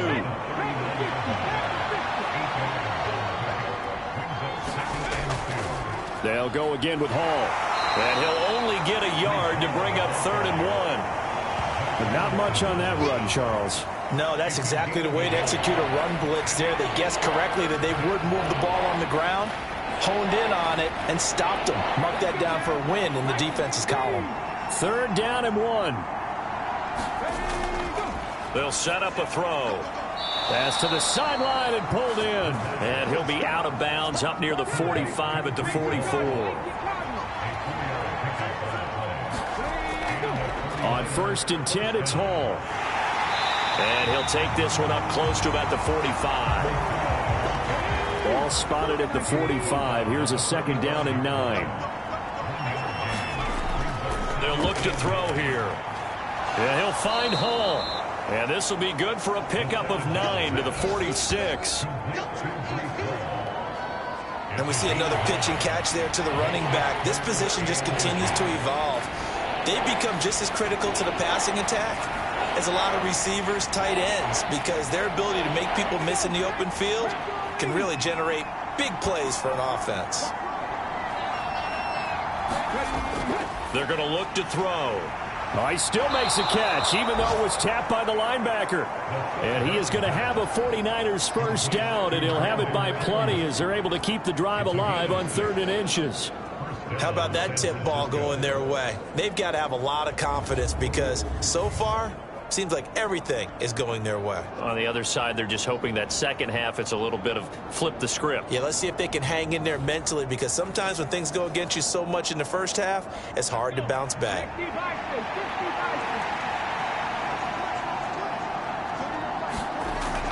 Back to throw now on first down. Steps away to his left.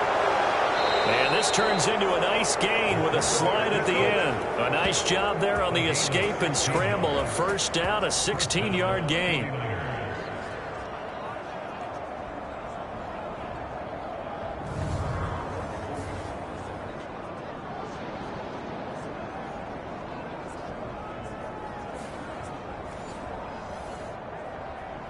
Ready, set.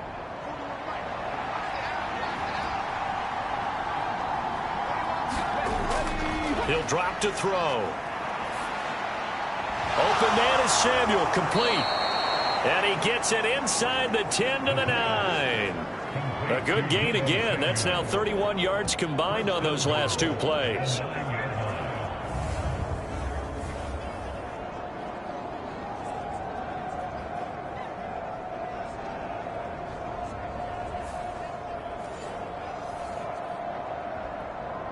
Two big plays in succession. Not sure this D knows what hit him, but now they got to get ready. It's first and goal. Back to throw. And it's caught. Now a loose football. The ball comes out, and the Falcons grab it. And he'll be stopped shy of the 15 at the 14-yard line on the return. I don't know about you, but I'm going to go to the positive side this time. Yeah, there was a fumble at the end of this one, but what a sustained drive. And if they keep stringing those together, you got to like their chances. And credit the defense, though. You're out there for that long, you start to get tired, but they were able to get the turnover. Did you just credit the defense? I like to credit the defense. And now before the ball changes hands, they're going to take a look at this just to make sure that they have it right. Now the question, was the knee in fact down before this ball comes loose? And is the video convincing enough to overturn it? A lot of factors here. Remember, you also need clear possession of the football afterwards. This is a tough one to overturn.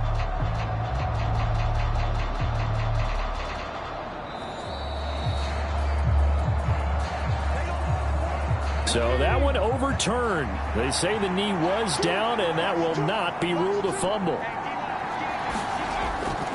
Back to the ground with Hall. And across the chalk into the end zone. It's a 49er touchdown. Breece Hall on his way to a monster game. 3 first-half touchdowns. And the 49ers have taken a 2-touchdown lead now. So what a first half that he has had running the football. That now 3 touchdown runs. And I would anticipate that when they get down in the red zone, he's going to get more chances as this game goes on. And I think that the guys blocking for him are going to ask for him to get more chances. They like the rhythm they've developed. Now Moody for the PAT.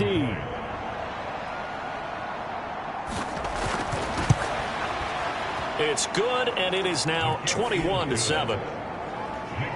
So that one a pretty time-consuming 10-play drive. And it was capped off by a Breece Hall touchdown run. So following the touchdown, here's Moody back out to send it away. This taken in right around the goal line. And his guys will get the football right at the 20-yard line. Atlanta regains possession of the football. And for this offense, Charles, you got to think kind of crucial here to put something together on this drive because remember last time out they threw the interception on the very first play. And you can't afford to let this defense keep building any more momentum. They're playing awfully well and they're awfully confident right now. To me, it's time to attack and take some of that momentum back, but make sure you're selective in doing so. Understand where you want to throw the football and make sure it's open before the ball leaves your hands. Well, it's time for them to be good teammates right here. And what I mean by that is possess the ball for a little while. Get at least 2 first downs. Give their defense a chance to settle down a little bit after they give up a touchdown. Ball at the 23, 2nd and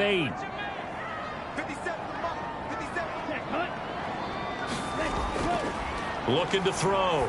Elam And the catchman. Oh, now he's stripped. He lost the football. And now this is scooped up by the 49ers. And he'll take this back down inside the 20. Obviously, you got to hold on to the football, but I've got to give credit to the defense there. Good job of knocking it free. Yeah, because a lot of the time we just blame the offensive players for not taking care of it. How about the effort of the defensive players knowing that guys are going to, and if they're good, anticipate the contact coming and try and cover up the football. And they still find ways to knock it free. So here's a 1st and 10 now down inside the 20. They'll try and start this drive in the air. They'll set up the screen for Hall. And this one goes nowhere. Losing yardage back at the 22. Despite the completion, they're going to wind up losing 3 there. 2nd down. Got to give some credit there defensively. They snuffed out that screen early on 1st down. Really read it well, didn't they? Because they didn't bring the pressure that they expected. They covered all the passing lanes.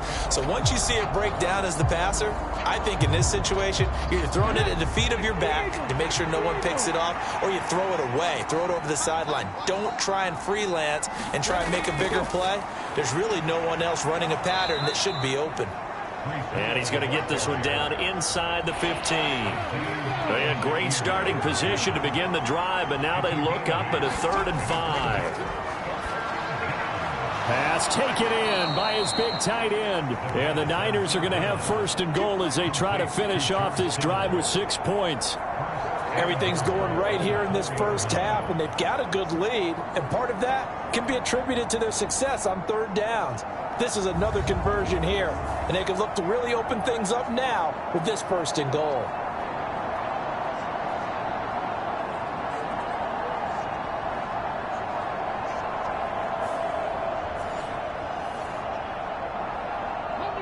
They don't need to run another play here before the 2-minute warning. Let's see if they do it anyway. They'll drop to throw. That'll be caught by Ayuk. Touchdown, 49ers.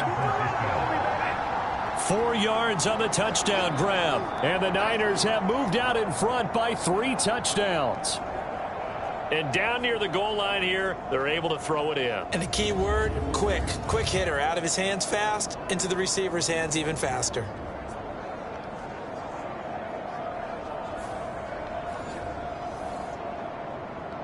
The extra point try now for Moody.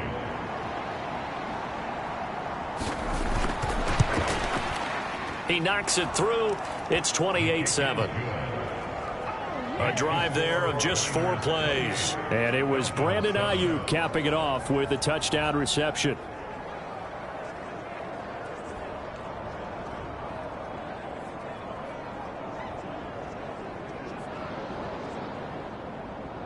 So after the made field goal by Moody, he's back out to kick this one away. From a yard or 2 deep, here comes a return. And he'll be tackled just shy of the 25.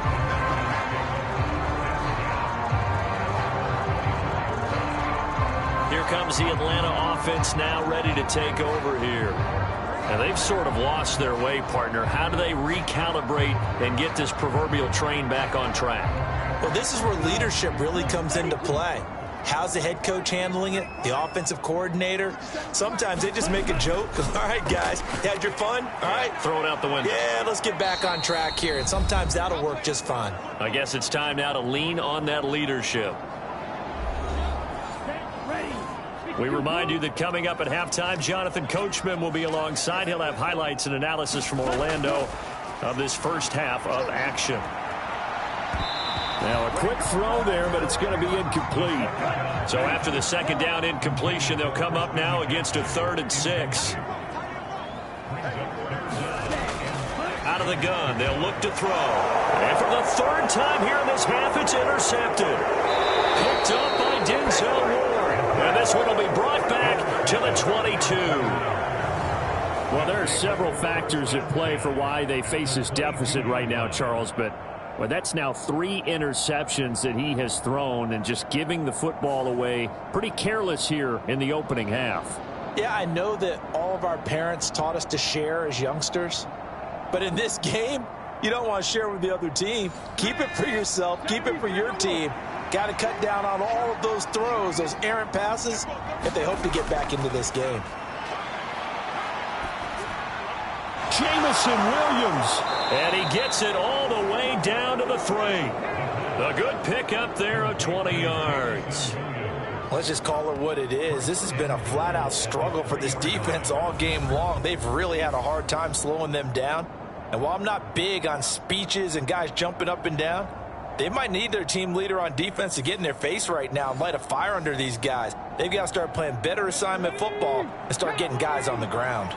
A chance to really cap off a big first half. Nowhere to go here. He lost the football. And the Falcons grab it. And a big turnover there as his guys will get the football back. In their locker room, they've got a sign that says defense wins championships. And, Charles, they pointed to that this week, said that has to be us. Looking good early. I like how you saw that because of the bold letters, right? You saw the emphasis that they place on that and what they believe in. And for them, it's every single snap. So it's not just a matter of getting to the quarterback and knocking the ball free. They're trying to read when that ball is going to come free. As soon as those hands separate to throw the ball, they want to be there and have a chance to knock it out. Following the fumble recovery, Elam throwing over the middle, and it's incomplete. Well, this is a half where not just the coverage, but the entire defense is setting the tone in this game. Here's 2nd and 10.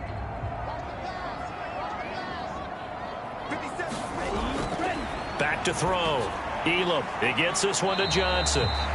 That'll leave them with a 3rd and 2 coming up. They got 8 yards there. Now you've got to hustle your guys to the line and get them set. He's got his target. That's complete. And he is going to have a Falcons first down as they get 5 there on 3rd and 2. Now the Falcons going to use one of their timeouts as the stoppage will come with a little under a minute to go in this first half. Back to throw again. He'll find his tight end. That's Waller. And they're able to get this one across the 35. The Falcons going to use the 2nd of their timeouts as the clock shows 50 seconds to play here in half number 1. They'll look to throw again. He'll get this out wide here to McCaffrey. And he'll be out of bounds after getting this one across the 40. Now 2nd and 5. They'll stick with the passing game as he looks to throw. He's got his first catch here before halftime, and it goes for a first down. And now they're in the hurry-up. He's going to drop this down to McCaffrey. That was play number 7 on this drive, and it got him 7 yards. Falcons going to use their 3rd and final timeout. And with halftime on the horizon, they'll be out of timeouts from here forward. And the Niners get there and bring him down. They'll wind up losing a full 9 yards here on the sack. Now it's 3rd down. So we reach halftime in what's been a fairly one-sided game so far. As we send you down to Orlando, where Jonathan Coachman has our EA Sports halftime report. Coach. Okay, Brandon, thanks very much. Time to give you folks at home a look around the NFL on this first official weekend of fall. So let's get to it. We'll start up at MetLife Stadium in New Jersey. And it is the Jets who have the lead in the second quarter. Jacob Eason, 2 touchdown passes thus far. From there, we head over to Detroit. Check on the Lions at home, Ford Field. And you can see, currently they trail in that ball game. Justin Herbert, 4 touchdown passes. Lastly, we head to Southern California to check on the Rams at home at SoFi Stadium. And they were winners in that one as they defeat the visiting Seattle Seahawks. Dak Prescott, 4 touchdown passes in the victory. We were treated to a solid first half out of the running back, Breece Hall. He was running with a purpose as he found the end zone 3 times in that first half. And that opposing defense had better come up with a scheme for slowing him down. All right, Coach, thanks very much. Fine work as always as we welcome you back for quarter number 3. It's the 49ers out in front, and they will get the football first as well as we are back and started in the second half. McLeod now on the return. And the tackle going to be made right there at the 25-yard line. So here are the Niners to take over on offense. They were winners a week ago over the Bears, and they lead things here as well as they start this drive with a 1st and 10.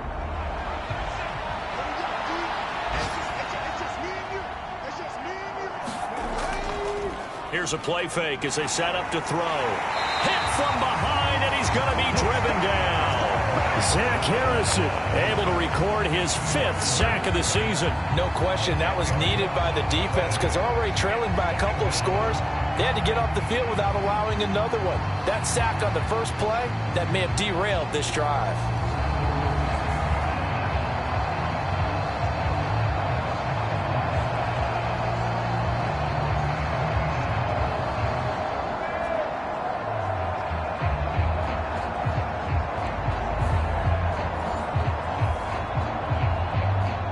The job becomes twice as difficult now after the sack. It's 2nd and 20. Handoff running left. Here's Hall. Brought down around the 16 or 17. Showed some tough running but couldn't free much space. 3rd and 19. So it looks like somebody may have forgotten the snap count and a 5-yard penalty ensues. Well, this O-line's been great. They've got the big lead, so give them a pass there, I guess. Yeah, I would think so, because if we were grading them on their performance in this game, a lot of pluses in their boxes so far. Now on 3rd and long, they'll look to throw. The tight end Kittle has it on the left side. So the completion results there in 9 yards. And it'll be 4th down. Now we are keeping a close eye on his catches, a really close eye now because that's number 899 in his career. The next one will give him 900.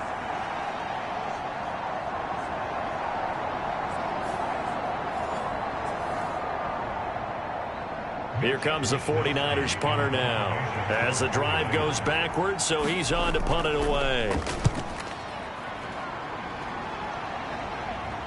And a fair catch taken back near about the 35, 36-yard line. A 40-yard punt, no return, and it will be Falcon football. Now we take a glance at the offense as they work their way back out for their first possession of the second half. Very good starting field position for the Falcons offense as they come up 1st and 10 at their 35-yard line. They'll try to get the running game going with McCaffrey. And he's going to get a solid gain of 9 before being brought down. 2nd and right at a yard.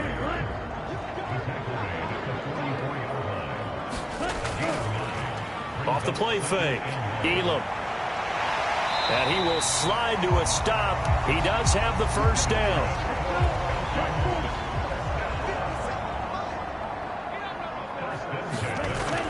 Now a shotgun snap as they'll look to throw. And they'll set up shop in enemy territory at the 45-yard line.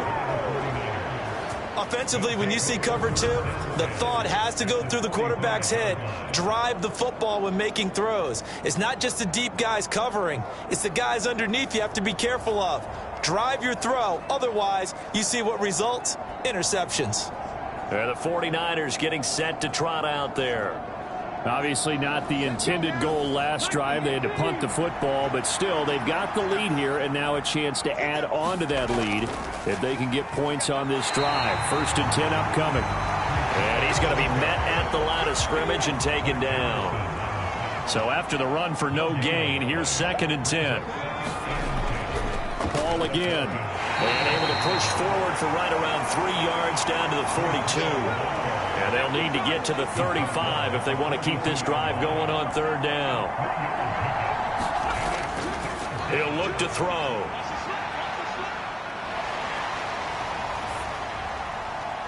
Work in the middle of the field, and he's got a man complete. And down he goes, taking it inside the 10, just shy of the 5 at the 6. They're able to convert on 3rd down, and that sets up a 1st and goal. Well, as my dad would say sometimes, I'm just scratching my head here trying to figure out what was going on there defensively. How did you lose him in the middle of the field? If you're going to lose a receiver, make sure it's someone on the short side of things, not deep downfield, that can hurt your defense. Now a chance to make that big play really hurt. It's 1st and goal just outside the 5. Hall on a give up the middle. And he's going to take it in. Touchdown, San Francisco. Breece Hall, a 6-yard touchdown run, as his guys have opened up a very comfortable lead. And that rushing touchdown, his 4th, puts him just one shy of the NFL record in a single game.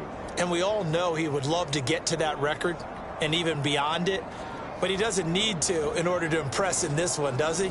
What a performance. What an absolute great game that he's had here in this one. Moody good with the extra point, and that'll increase their lead to 28. So that drive, 4 plays. And it was capped off by a Breece Hall touchdown run.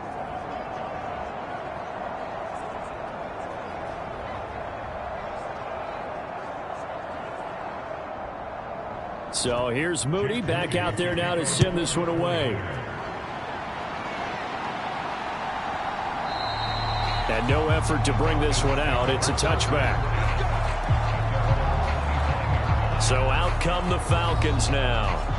Well, we haven't exactly been treated to a nail-biter in this one, CD. And if they cannot score here, this one's pretty much all but over. Are you saying that you feel like people are starting to think about getting out of here and maybe beating the traffic in order to get home or to their final destination? Yeah, I don't think there's a whole lot of reason to hang around, especially if they can't score here. Yeah, you're right about that, because it has been pretty clear who the better team has been in this one. And in a league that we talk about every game being a one-score game as we go into it, watching this blowout, let's just say it's been unusual. 9 yards to pick up there, and it's a 1st down. How about the timing on that one? Boy, they were in sync, weren't they? 3-step drop, balls out of his hands, right to the tight end. Nice completion, just like they do it in practice. Throwing on 1st down. Elam. And oh my goodness, here's a 5th interception. And they'll set up shop in enemy territory at the 45-yard line.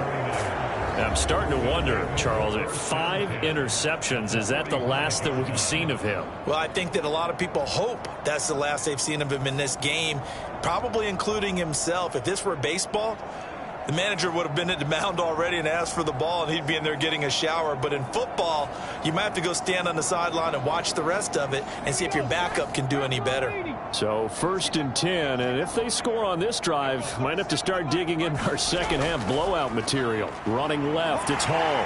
Down to the 42, 2nd down. From the 42-yard line, here's 2nd down and 7. Now back to throw. A quick throw, but incomplete. I like the call. It looked like the right time to dial up a running back screen. But this one got disrupted right from the start and ends up falling incomplete. And they'll need to get to the 35 if they want to keep this drive going on 3rd down. That is caught. And he's taken down inside the 30. 13 yards there and a Niner 1st. Well, those backups on the sideline, they got to be eagerly anticipating the 4th quarter upcoming. Look at the size of the lead, how they're moving the football. This defense really struggling and giving up plays like we just saw. Yeah, Stars have certainly done all they've needed to in this one, haven't they? But my question is, will he be able to resist the urge to continue to run things up a bit and get his main guys a few bonus stats before he calls them off the field? Straight ahead is Hall. Stopped at the 24-yard line after a gain of 5. Here's a 2nd and 5.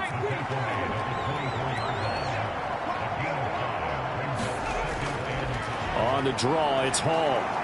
Oh, a nifty juke there. Not much fun for a guy trying to tackle him. And he gets it inside the 10 to the 9. 117 yards on the ground for him now with 4 touchdown runs tacked on. He's turning in a pretty impressive performance running the football, and a big reason why they have this nice lead. And in days gone by, we would clip this out and put it up on the refrigerator, wouldn't we? Clip out the box score. Nowadays, not too many newspapers out there. Maybe you screenshot it online.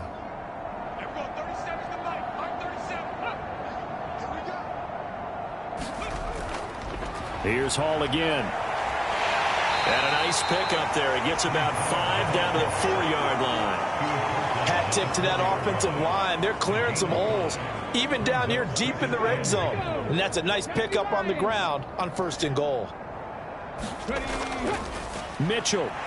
Oh, he's going absolutely nowhere as he is hit behind the line. That's a big loss of 3, and it brings up 3rd down. And they've just not been able to block him at all throughout this game. Seems like every other play, he's doing something in the backfield. Already got 2 sacks, and now here's a tackle behind the line.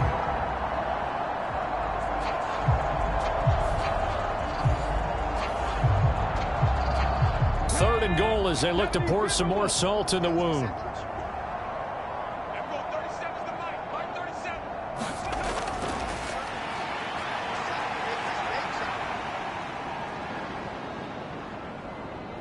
They still kick. And across the chalk into the end zone. It's a 49er touchdown. Taking it in from 7 yards away. And the 49ers have taken a 5-touchdown lead. They were looking to pass the ball there, but they forgot to account for the man with the football. Yeah, I can hear people right now saying, well, why don't you have a spy in your defense, someone who will dance with him and go where he goes? Well, oftentimes if you utilize a spy, you've taken away someone in coverage as well.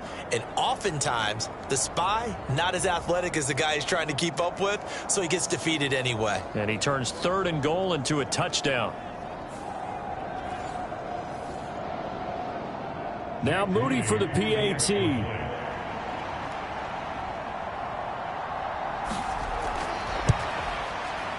And the lead grows even larger here in the 3rd quarter. So that drive in total 8 plays. And in the end, it's capped off by a 7-yard run.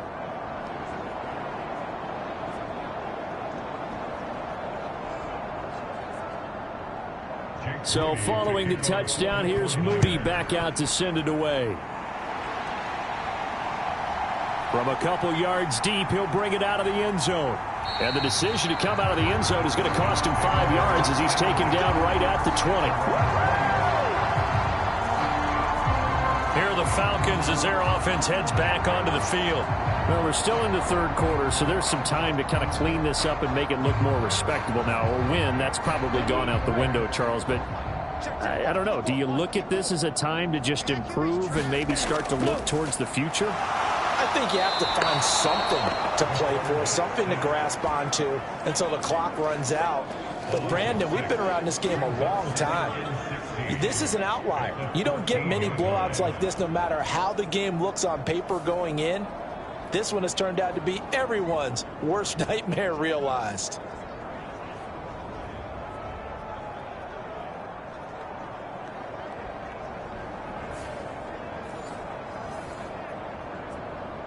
Work to be done here on 2nd and 16 after the sack.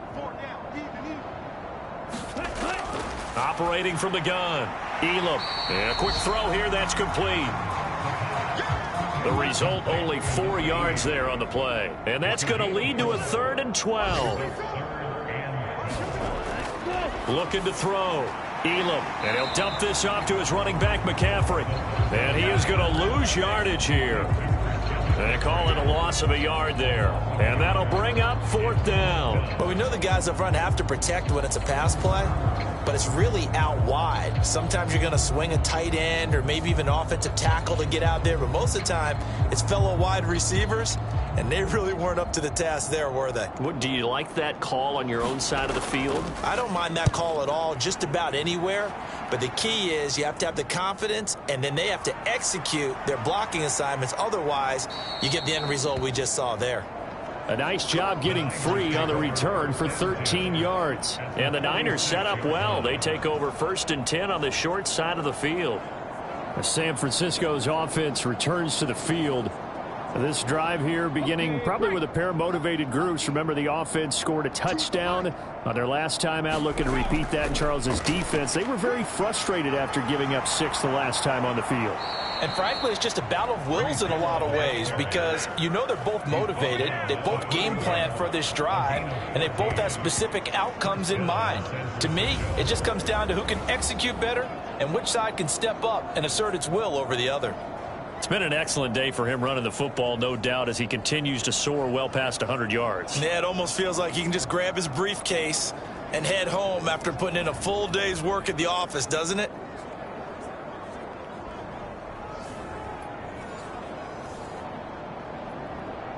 Line of scrimmage, the 31 now on 1st and 10.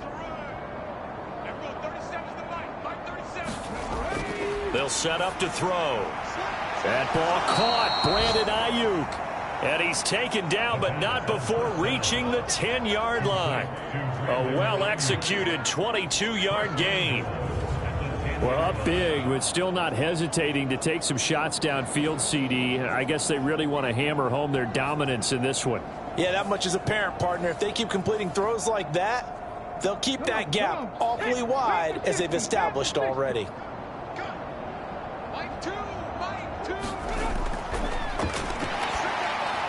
Touchdown 49ers. Deebo Samuel from 10 yards out. And the 49ers get another third-quarter touchdown to add on to that lead. Well, on the other sideline right now, it's just absolute dejection. But, Charles, let's focus on the positive. With the lead that they built here, they've done pretty much everything to perfection in this ball game. They certainly have. Makes me think that their week of preparation was excellent. And they flowed into this game, and it carried over. And right now, I don't expect them to back off at all. They're playing so well, they just want to keep it going. Moody good with the extra point. And the lead grows even larger here in the third quarter.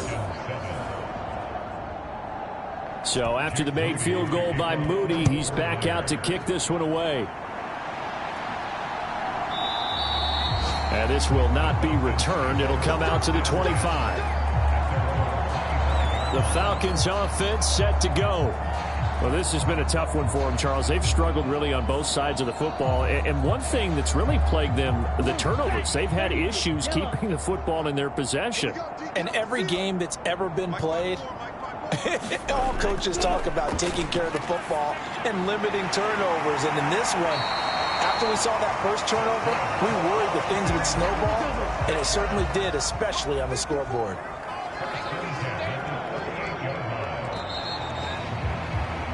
And as they come to the line, they will not be able to get off another play as time has run out on this third quarter. You're watching the NFL on EA Sports.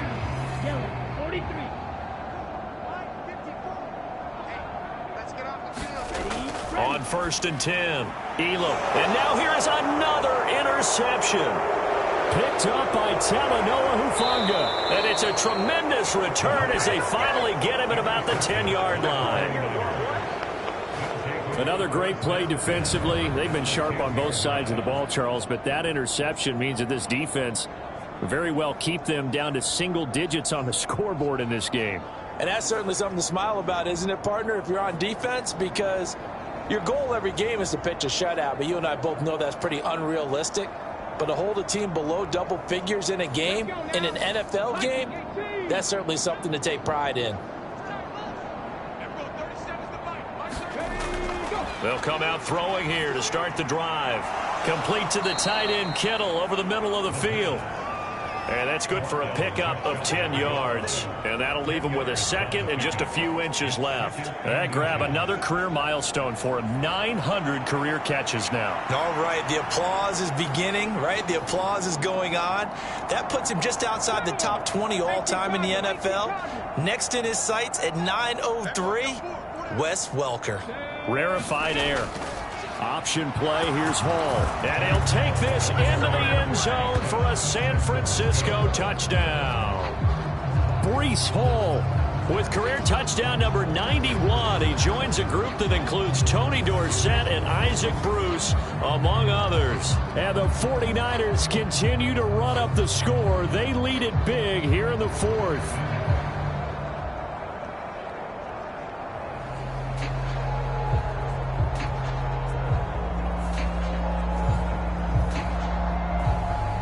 Extra point try now for Moody.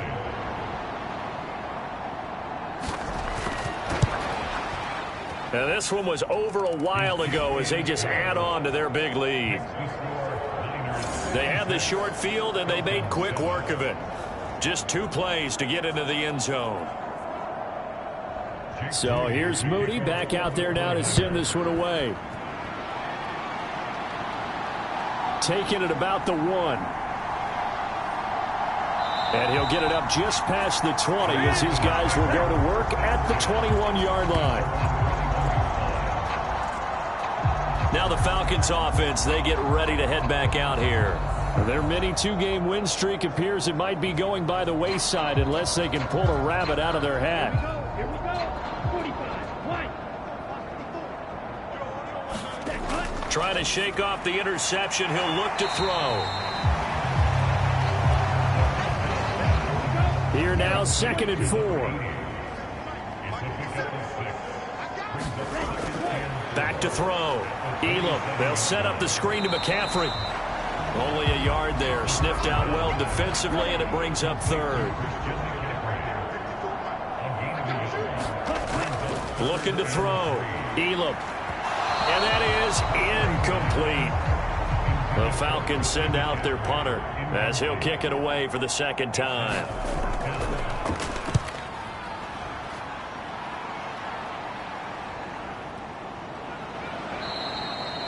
Call that a 41-yard punt, 6 yards on the return. And the Niners will go on offense, 1st and 10.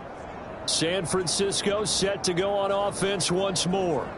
Well, they don't really need the points here, Charles, given what we're looking at on the scoreboard. But they've scored on 3 consecutive possessions, 3 consecutive drives, and I'm sure that they would like to keep that streak going here and continuing to pull it on. And things have gotten that way in the NFL, haven't they, partner? Because in the old days, people would, they'd get off the gas a little bit, right? But now, people continue to accelerate. But we'll see what they decide to do as they come out for this one. But the way this game has gone, they've got to be awfully happy with their execution overall. Here comes 3rd down at 7. They'll give to Hall. And he slips up past the 45 before being tackled. 148 yards rushing for him so far, and a boatload of touchdown runs as well. I know we're in the era of wide-open football, a lot of spread formations, more space, but there's still a spot for power football, and we just saw some of it right there. How about that run? Yeah, breaking the tackle, and, late in this game, he wants the football in his hands. He's had a good day.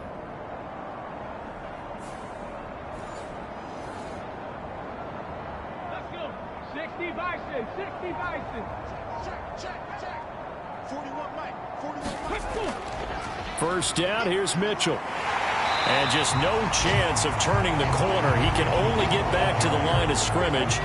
2nd and 10 coming up. Now they'll switch it up here and look to throw. Throw right side, pulled in by Mayer. It'll be a gain of 5. And all of a sudden here, it's 3rd down. Back to throw here. That's going to be caught by Samuel. Shedding the tackler, and it gives him some room. And he's going to be out of bounds, but not before he takes it inside the 40. They call his number again. It's his 6th catch and a 1st down. There's a beautiful throw there, and he's been sensational the entire game, moving it around, spreading it, hitting the right guys. And look, under normal situations, partner, I would expect him to come out of the game now. They've got it in hand. But you and I have been around this league a long time, and every time we ask head coaches about it, hey, why don't you take your quarterback out when the game's in hand? They just kind of give us that look like that's what he's paid to do. So it's a very unusual situation. I'd want him out. They tend to leave him in. And down right around the 32-yard line, 4 yards on the pickup. And he continues to pile up the yardage. That puts him over $150 now. And this defense has really had its problems trying to keep him contained. Out of the gun, they run it with Hall. And only able to get 2 here. Stopped at the 30. Well, that's not a run that's going to make any of the highlight tapes, but they've been moving it well all game on the ground. This is another one that keeps them moving forward. This offense has converted 2 third downs on this drive already.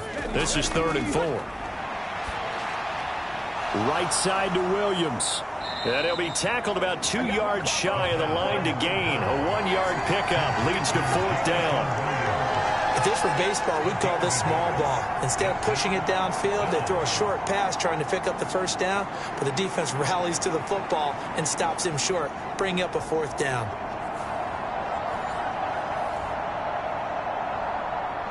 Jake Moody now on for the field goal. From the right hash, it's a 46-yard attempt. And this one looks good. It is good. Right down the pipe, and that will extend their lead even further.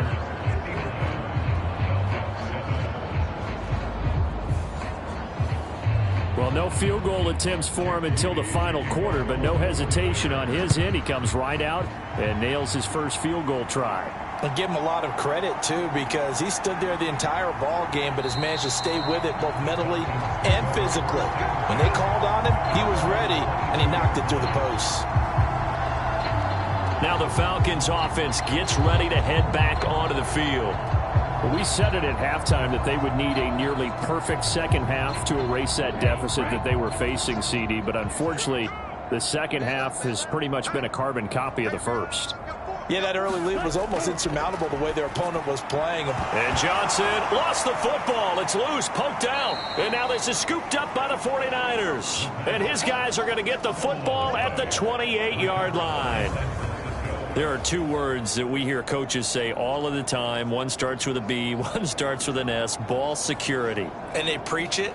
They have it up in meeting rooms, right? You see the signs. They talk about it all the time.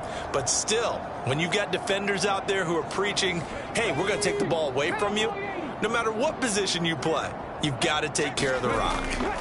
A handoff for Hall. Now this will leave him a yard short. Nice pickup of 9 yards on 1st down. I know you're trying to wring every yard out of a run, but I think 9 yards there is ideal in this situation. Yeah, now next couple plays, you only need 1 yard. Keep that clock rolling with a lead here in the 4th. Yeah, what you're saying is maybe if it takes you 1 or 2 more runs to get the 1st down, that's extra time, extra plays. Really hurts the team on defense. That'll put him at 77 yards receiving for the ball game. It's a 1st down.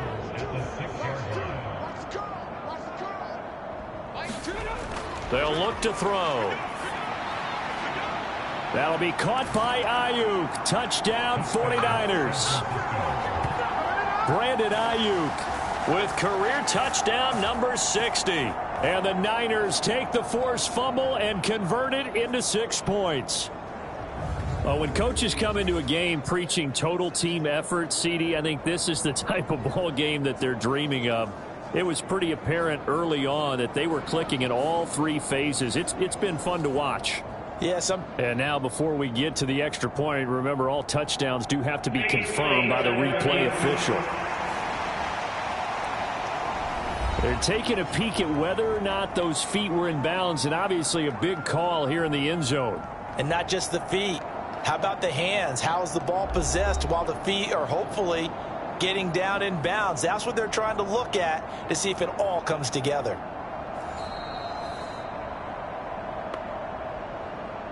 So they called it a touchdown originally, and this will stay a touchdown after the video review, so they had it right. Moody good with the extra point. And this one was over a while ago as they just add on to that big lead.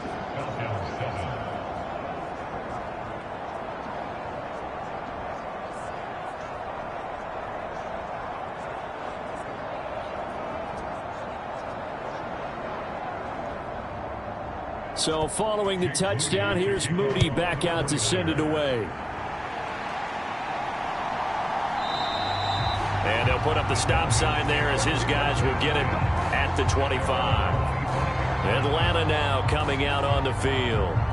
Last time out, they had the fumble. That led to the touchdown. Not a great look on either side of the ball as the defense gave up the points too, Charles. But they've got to take care of the football and do better here on this possession. It's certainly been a tough stretch, partner, for both of those units, and they kind of put their defensive mate. And my goodness, another interception. And his crew will take over with a football at the 35-yard line.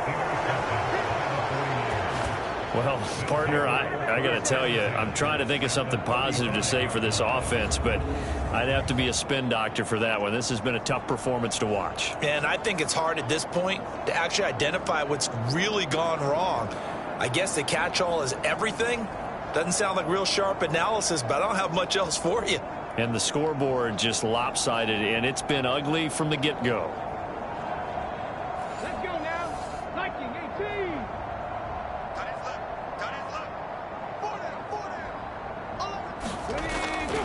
Here's a give to Hall. And not a whole lot of room to operate there on the first down run. He gets maybe 3. From the 32-yard line now, here's second down at 7. They'll run. It's Hall. And pretty good running as he'll be close to a first down at the Falcons' 27. 2 yards still to go. Third down now.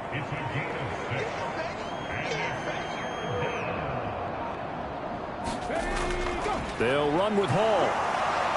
And he's going to get the first down here as he's taken down at the 22. They're able to convert with a gain of 4. Well, partner, none of these runs individually have added up to a whole lot. Now, 3 plays, all 3 short runs, but together a first down. Yeah, it's amazing how the narrative changes when you string them together.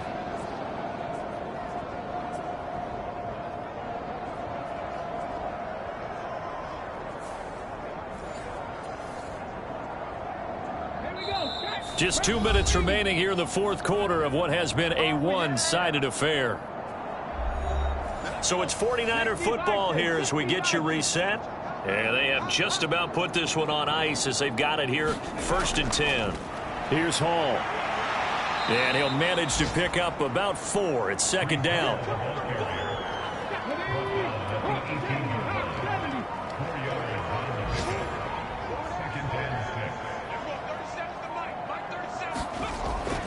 On second down, a run with Hall. And they'll get him down right around the 16. Just a couple on the pickup there, and now it's third down.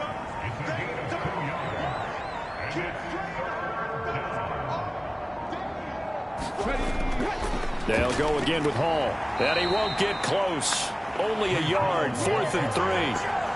If you're looking for glory, looking to get your name in the headlines, you do not want to play nose tackle. But how about what we just saw there? The ability to hold people up, take on extra blocks, and actually slip them and make a tackle on that play. That's big time.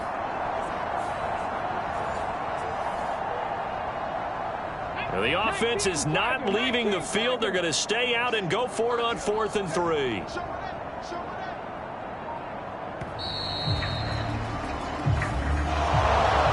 Fans usually love to see scoring, and there was no shortage of it today. What a dominant showing from an offense that was truly playing at an elite level in this contest. Partner, this game was over a long time ago, and you noticed they did not want to slow down anything. Absolutely a dream scenario for everyone on that offense, and they took advantage of every second.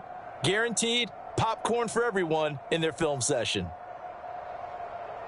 So for the 49ers, it's back-to-back victories now after the Week 1 defeat as they move to 2-1. And they'll have another road date next week with the Miami Dolphins. Meanwhile, for the Falcons, they too will exit with a 2-1 record. And they'll try to get back on the beam next week as they'll head to Tampa to take on the Bucs. So for Charles Davis and our entire crew, I'm Brandon Gaudin. Next game, guess what? Charles and I will be here again. It's the NFL on EA Sports.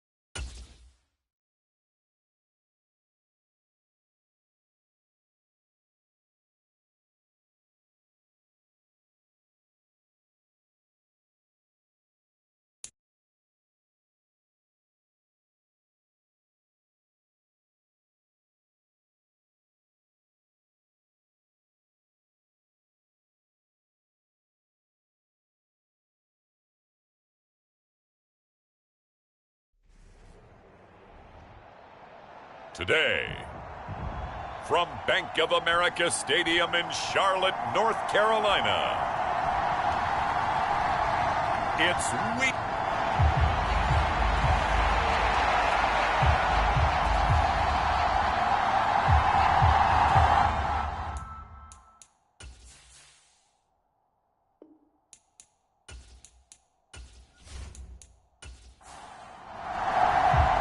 It's the first weekend of autumn, and the NFL is in full swing as off we go on EA Sports. And here comes a return from just beyond the goal line. And they'll get him down right at the 25-yard line, so the same result, and he opted for the touchback. So here are the Panthers now for their opening drive. They'll be led out by the first overall selection of the 2016 draft. From Cal, it's Jared Goff. And at one point, the ascension of Jared Goff was really, really strong. Back-to-back Pro Bowls, took his team to the Super Bowl, and came really within one quarter of winning it. But since that time, he's had bouts of inconsistency, and that's been the struggle for him as he... Oh, the first play of the game going to be intercepted. Picked up by Jair Alexander. And he's able to get it back to right around the 27. Wow, just one snap in, partner, and the complexion of this game has already changed because for the defensive side, they just handed their offense a short field and a big early advantage. And even though it's only the first snap of the game, we're going to look back on this one and see if it has lasting effects as this game moves on. So excellent starting field position here for the Chargers. And a look at a guy, definitely got a little razzle-dazzle to him. Can do it with his arm or his legs. Their mobile QB. And what he's thinking about right now is first down, let's find a way to make a big play. Because when you get a sudden change situation and that defense has to rush onto the field unexpectedly, you might catch them having a defensive breakdown or not quite prepared. And it was really sudden after the first play picked off.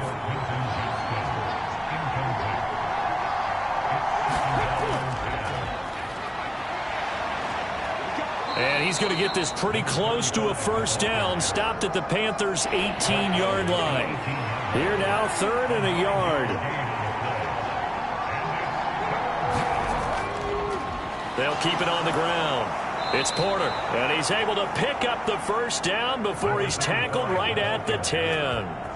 An effective 7-yard 3rd down conversion. Had a chance to maybe limit them to 3 if they could have gotten that stop there, but a new set of downs. And with a new set of downs, you got to take the mentality of the whole thing. Right now, everyone's looking at the offense and saying they've got the advantage. The best defenses just say, okay, new set of downs. It gives us another chance to make a play ourselves and maybe change things up. So not quite a 1st and goal. It's 1st and 10 from the 10. One back in the backfield, he'll get the carry. And here he'll get it down to the 7. 2nd and 6 with the ball on the 7.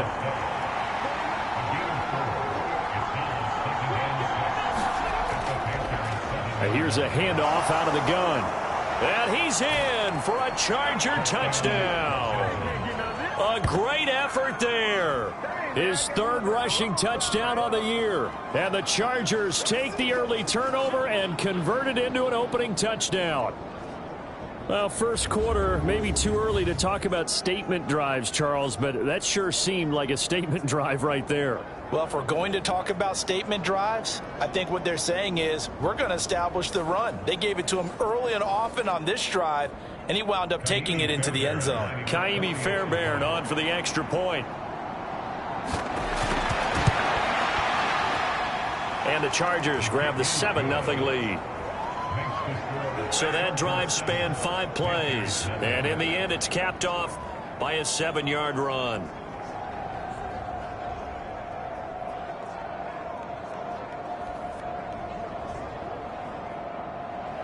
So after the touchdown, here's Fairbairn now to kick it away. And it'll come out to the 25 as he will not attempt to return. The Panthers coming back out onto the field for their 2nd drive. And threw an interception the first time they had the football, wound up leading to a touchdown the other way. How do you approach drive number 2? Going back to your game plan coming in, everyone has matchups that they like better than others, where they think they have an advantage. Dial up some of those plays. Try and go to those spots and get your offense moving. They'll break the huddle, come up on 2nd and 8 at the 27-yard line. Miles Sanders, first carry of the game. Give him 3 on the run there. Now they're looking at a 3rd and about 5. When you talk about the defense for these Chargers, They were terrific last week in the victory over Kansas City. I don't know what the actual percentages are. I don't know the analytics on when you create 5 turnovers or takeaways in a game. But coaches have always told me, when you create a number that high, your chances of winning probably up over 98%. Short completion, just 4 yards, and that's going to make it 4th down. Excellent job there defensively. Gave up the underneath to the tight end on 3rd down, and they made sure that they did their job. Got him on the ground and prevented him picking up a 1st down.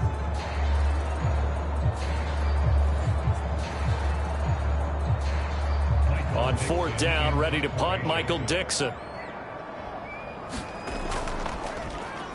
They only punted twice in the win last week as he gets this one away. And here's a fair catch taken at about the 24-yard line. 37 yards on the punt with no return. And it'll be Charger football here as they take over.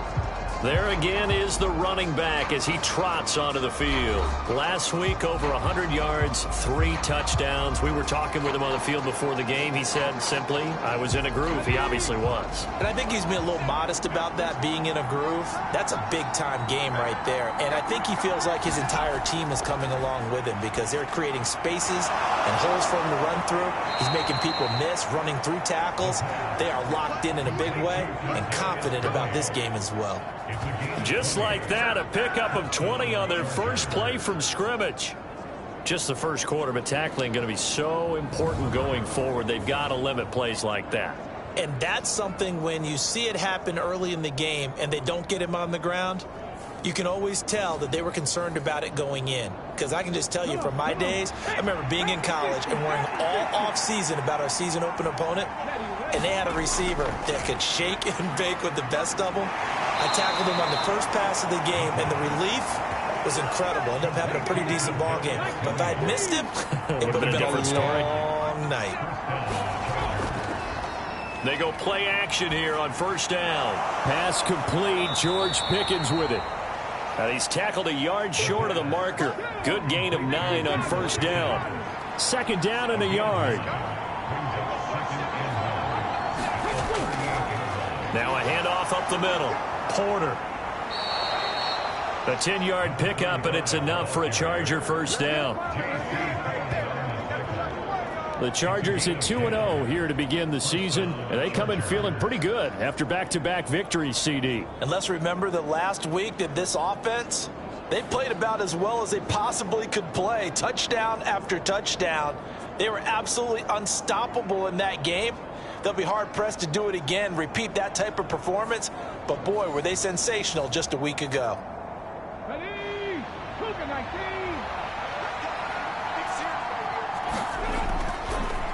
Running game working. They'll stick with it on 1st down. 43 yards rushing for him now in the ball game. Clock rolling as we hit the midway point of this first quarter. The play-action fake. They'll look to throw.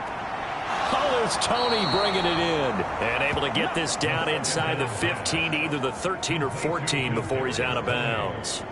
He had 3 catches last week. That one his 3rd on this drive alone.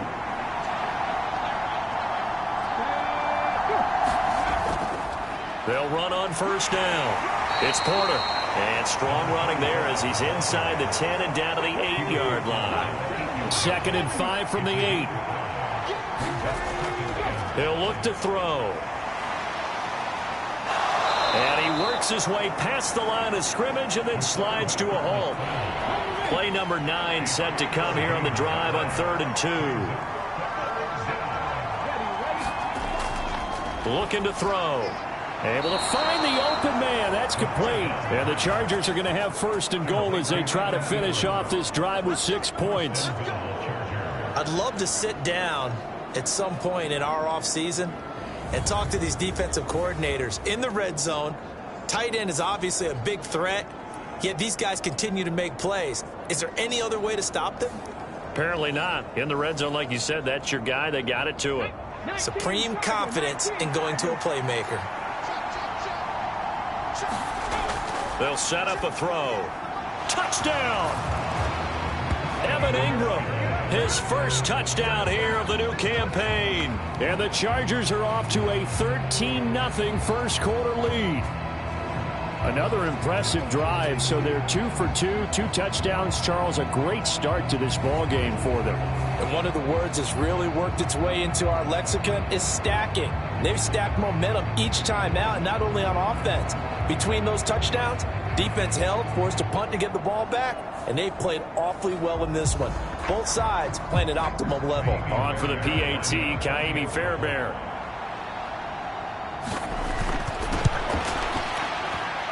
And it's good, and they have jumped out here to a quick 14-0 first quarter lead. A 10-play drive that time. And Evan Ingram able to finish it off with a touchdown reception.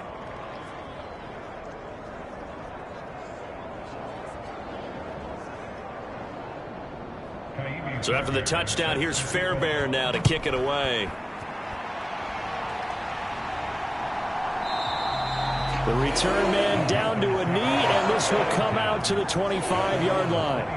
Here's the Carolina offense as they get ready to take over here. Not only are they in search of their first score, they're in search of their first down in this ball game as they come up 1st and 10.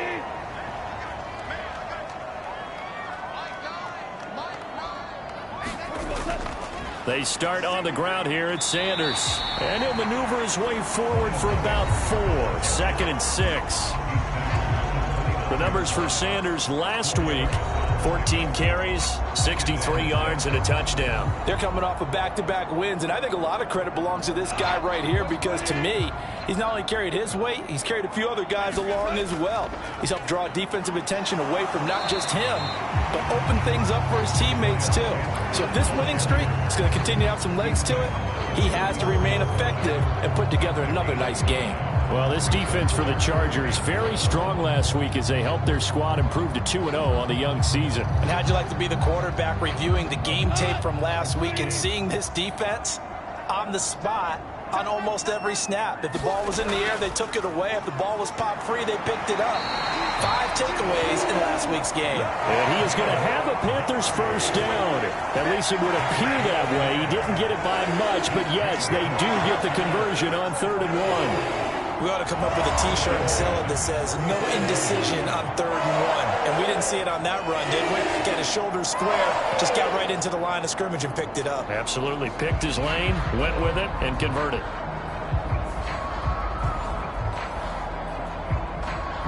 Ball up to the 35 now as they come up on 1st and 10. From the gun, here's Goff. Now throw right side here, going to be incomplete. Now a 2nd and 10.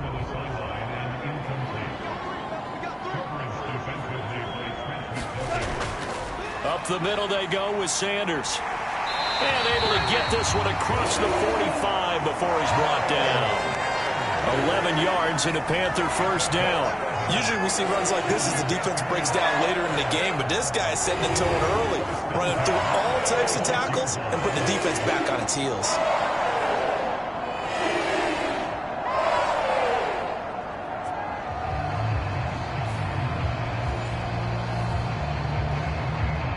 Couple of first downs to kick off the drive. Here's 1st and 10 up at the 46. Here's Goff. Over the middle, complete. It's Miles. And they're well past midfield, just a yard or 2 shy of the 40. So from Charger territory now, here's a 1st and 10 at the 42-yard line. And that is incomplete. He couldn't hold on through the contact. Brings up 2nd down. Montgomery back to the ground. He'll get only 3 there, so it leaves him with a 3rd and 7 ahead. Now Goff. And the Chargers rush is going to get there. Down he goes. Kayvon Thibodeau, he beat the O-line and recorded the sack. Already up 2 touchdowns. How about that drive killer of a sack there to add to their good play? This offense coming away with no points now when some kind of score was desperately needed.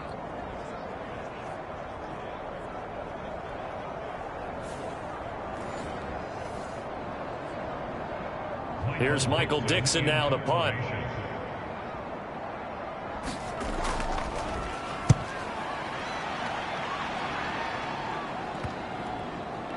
And a good result there as that'll get out of bounds and pin them back at their 10-yard line.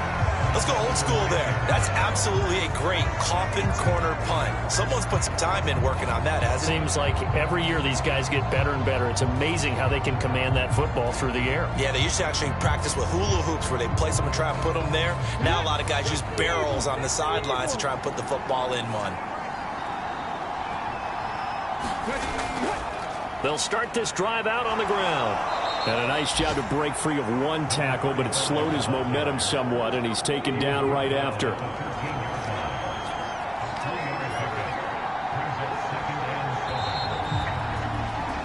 14-0 the score. This is the NFL on EA Sports. Charger football to start quarter number 2. 2nd and 7. As they've got it as we resume action. On 2nd down, here's a keeper by the QB. And he finds enough of an opening to get this one back up to his 20. Here comes 3rd and the length of the football. Up the middle they go. Porter. And he is going to have the Chargers first down, maybe by about a yard as they find a way to convert on 3rd and inches. But we tend to give those running backs that are slashers a lot of credit. But how about guys who are maulers? Because that's what you want in short yardage situations. And we just saw that occur right there, didn't we? Vertical, downhill running.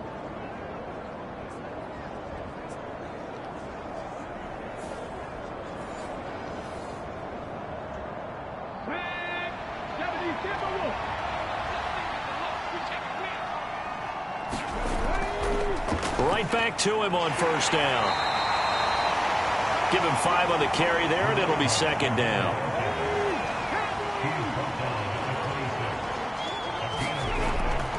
They'll look to throw here. Over the middle, that's hauled in by Tony.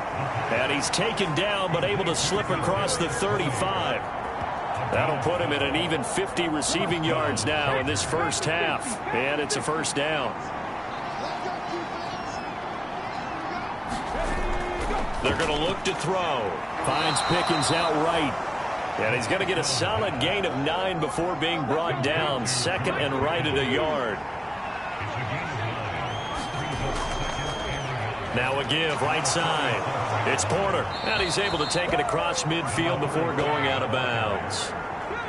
So from Panther territory now, it's 1st and 10 at the 46. They'll keep it on the ground. Porter. And he's going to get this one down near the 45-yard line. Just a yard on the pickup there, and it'll bring up a 2nd and 9. That felt like a trap because it looked to me like the opposing front was on that play from the get-go. They had everyone crashing the ball carrier before he even made the line, and they hold him to just a yard. They work now on 2nd and 9. Now a handoff up the middle. It's Porter, and this winds up a gain of 4 to the 41. When you find that kind of yardage, you couldn't be more confident as a ball carrier. And guess what? You're going to go back and tell your offensive coordinator, I like to keep carrying it, thank you. Back to throw. A short throw to Ingram. And he'll be taken down, but he does have 1st down yardage. What a methodical drive this is turning out to be. That time 9 yards, and the sticks move again. Well, sometimes our pregame meetings do pay off, don't they? What do the guys in the locker room call him? Well, they said it with a chuckle. They called him Old Reliable. Yeah, that means he doesn't move quite as fast as he used to, but he still knows all the tricks, doesn't he? Even that little gentle push-off in order to get open, he finds a way to pick up a 1st down.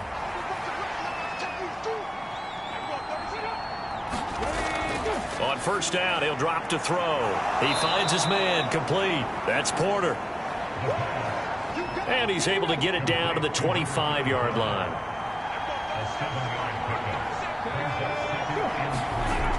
Second and 3. And that'll be caught by Tony. And they just keep marching right along. First down on a pickup of 8 there.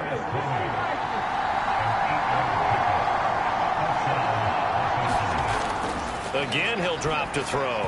And this throw a bit late as he couldn't reach back for it. Second and 10.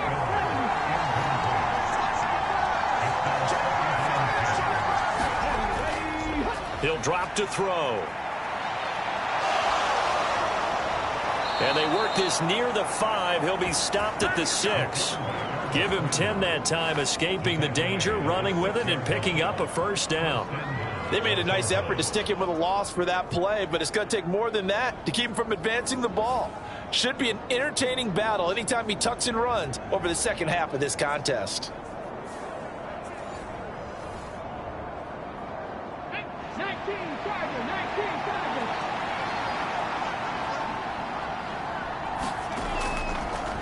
They'll try and run for it on first and goal. And he takes it in for a Charger touchdown.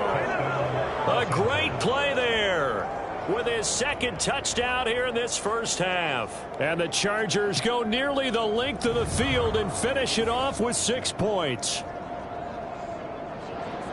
Well, CD, that's his second touchdown already. And how about this offense? 3 drives, 3 touchdowns. An absolute total team effort right now. And let's face it, I don't think he's done. We're still in the first half. There's a lot of time left to go.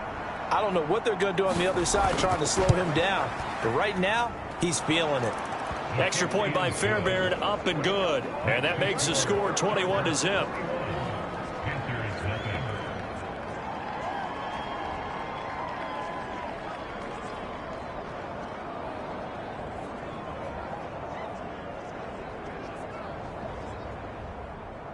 So after the touchdown, here's Fairbairn now to kick it away.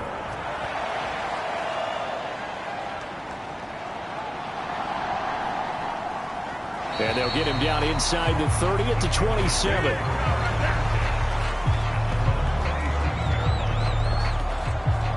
The Carolina offense about ready to go. Well, CD, you kind of feel like they're in a bit of a danger zone right here because now you're down 3 scores, and I know we're in the first half, but the way this offense hasn't been able to generate anything, you feel like they probably need to get something going on this drive, right? Yeah, and sometimes I overuse if this is an important possession. But I think this has to be the possession where they come up with an answer because only a few teams in league history have ever come back from a 4-score deficit. And if they don't score here, that's what they could be facing the next time they get the ball. Shotgun snap, and then the give to Sanders. And he'll get up to the 43-yard line.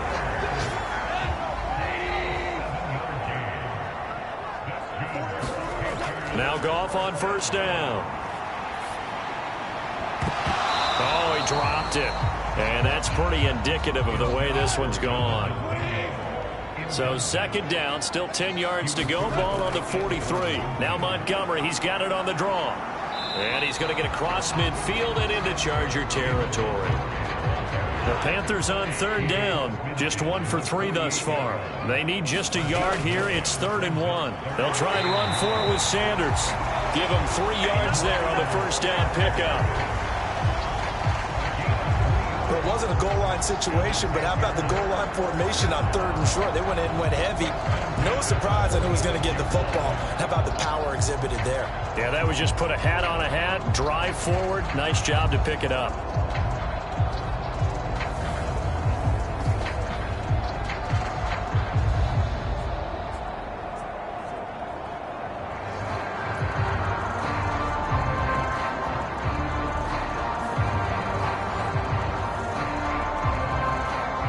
This offense finding its legs now. Here's another 1st and 10. Now Montgomery running right. He's got it to the 43 here. Not a huge carry there on first down, but not all of them will be. But still, all in all, a positive play for the offense. It's all about picking up at least a few to set up what you're going to do here on second down. It's a second down run with Sanders. And he'll be close to a first down at the Chargers 38. I really like the vision he displayed on that play because he saw there wasn't a lane to completely break off a huge gain. So he found where there was the most space and got what he could. A nice dirty run that's a positive play for the offense. He completes this one to Mingo. And he'll be taken down, but he does have first down yardage. 7 yards there, good enough to move the sticks. Well, this might very well have been 4-down territory, but that's not going to matter now. They get a nice throw there on 3rd down, and they're able to keep the drive going. Line of scrimmage, the 31 now on 1st and 10. From the gun, it's a give to Montgomery. And he went nowhere. Well, he went backwards, back to the 33. Officially, it's a 1-yard loss. That's going to bring up 2nd and 11.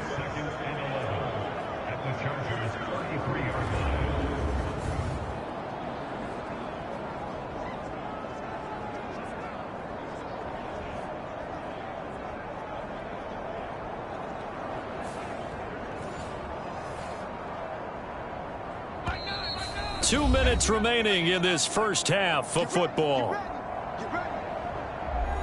Coming up at halftime, I'll go from one personality, that's you, Charles Davis, to another one in Orlando, the coach. He'll have stats and scores from around the NFL. You and Jonathan Coachman, both larger than life. No doubt about it. But you're stuck with me in this booth, yes, and he's miles away and smiling. And happy. And he drops it incomplete, and their struggles continue here. Throwing on 3rd, Goff. Oh, everything falling apart now. Another one intercepted. Picked off by Asante Samuel Jr. And he brings this one back. It's a pick 6 and a Charger TD. I mean, at this point, CD, what is not going their way in this first half? After that pick 6, they now have a 4-possession lead here. And that allows them to say to themselves, how about we get everybody involved, okay? Because this one is a runaway, and it's looking like it's going to be even more of a runaway. Everybody gets a chance to play and get a little bit of love. The more guys that get to watching the highlight reels from this one, the better. Fairbairn now to add the extra point. It's good, and they stretch their lead to 28-0 now. A heck of a play there defensively, getting the interception, navigating his way into the end zone for the touchdown. So they throw the pick 6. They'll get another shot at it now as this one's in the air. Taken at the goal line. And they'll get him down right around the 25, actually the 26 officially, so a net gain of 1 there. The possession of the football goes over to Carolina. And not the first time that they're coming back out off of a turnover, but the last one really hurt Charles with that pick 6. And it feels like the whole team's infected right now, doesn't it? It's not just been one person. It's kind of been a group effort where the mistakes have happened. Can they put that aside, kind of start over, and put together a nice drive? Now they got to get to the line quickly.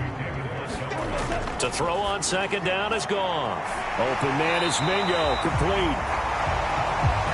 9 yards to pick up there, and it's a first down. Back to throw, Goff. A short throw hauled in by Trimble. And he'll be out of bounds after getting this one across the 40. That was a nice throw out there to the flat, but they defended that pretty well. The hope is to go ahead and put it on him so he can turn and get upfield and gain additional yardage. There just wasn't anywhere to go on that play. And they'll come up 2nd and 7. Again, Goff. Oh, it's a screen pass. That's complete. Now the Panthers going to use the first of their timeouts as they'll stop it with a tick under a minute to go before half. Goff on 3rd down. Chargers able to get the pressure and bring him down. The Chargers going to signal for the first of their timeouts. So as they talk it over, we step aside. Now here's Michael Dixon as he's on to punt for Carolina. He's been a busy man here in this first half as he gets it away. This is taken at the 15. A nice return that time of about 14 yards. And out will come the offense as they take over. A look at the running back, the man out of the backfield as he gears up to go again. And he's well on his way to a 100-yard game. He's already more than halfway there. We're only in the second quarter. And what I've always loved about running backs is they'll tell you, I had no idea how many yards I had. Right. Those guys have an innate sense of where they are in a ball game and how many yards they've accumulated, because you know they're always working towards 100. He's been working well towards 100 here. Give him a gain of 5 on the completion, and it'll be second down. Here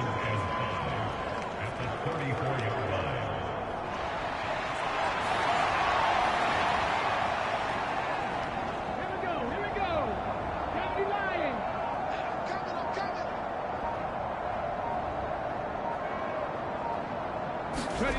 They'll throw now on the final play. Completes this one to Pickens. And he slips up past the 45 before being tackled. So we've come to halftime after a very one-sided beginning to this one. As we get you down the coast to Orlando for Jonathan Coachman at our EA Sports Halftime Report. Coach! Okay, Brandon, thanks very much. Time to give you folks at home a look around the NFL on this first official weekend of fall. So let's get to it. We'll get started out in Denver. And they are seconds away from halftime, all tied in that one. From there, let's hop over to New England. Check out the Patriots at home in Foxborough. And they have the lead in that one over the visiting Minnesota Vikings. 3 touchdown passes there for Mac Jones. Finally, we finish at MetLife Stadium to see what's going on with the Jets. And they were winners in that one over the visiting Arizona Cardinals. Jacob Eason leading the way in the victory with 3 touchdown passes.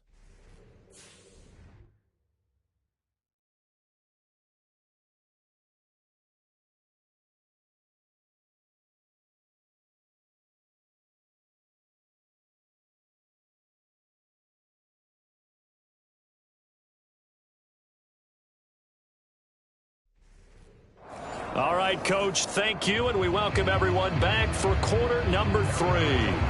So the Chargers will start the second half with the lead and the football as we're underway in the third quarter. This taken in right around the goal line, pushing his way through. And he'll be stopped up at the 25.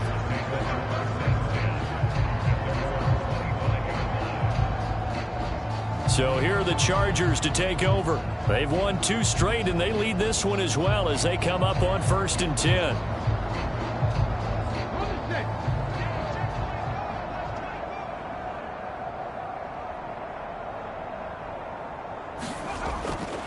They'll start this drive out on the ground. And he'll power ahead, but only for about 3 yards. Second down coming up.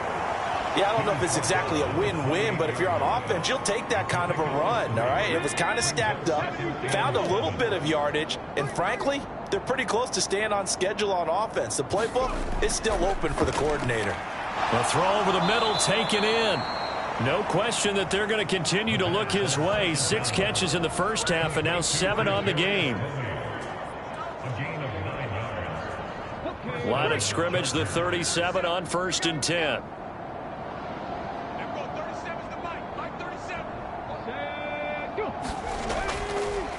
Up the middle they go. Porter. And he'll fight forward on the straight-ahead running for just a couple of yards. Second down.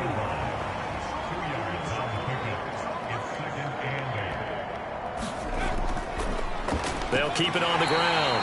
It's Porter. He'll get about 3 as he's brought down right around the 42.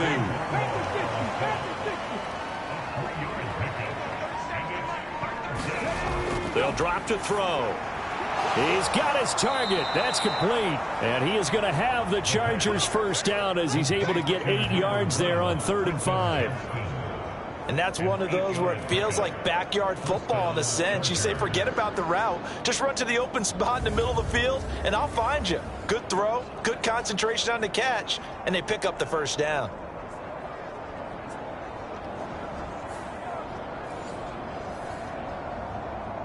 Let's go now. 19-18.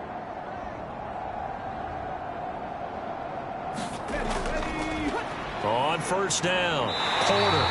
And that play will go nowhere. Losing yardage back near midfield at the 49. He'll lose a yard there, and it's 2nd and 11. Brandon, at some point, these defenders absolutely have to say, we've just got to make a stand. We've had enough of this. Giving up a lot of points in this game, but look better on that play.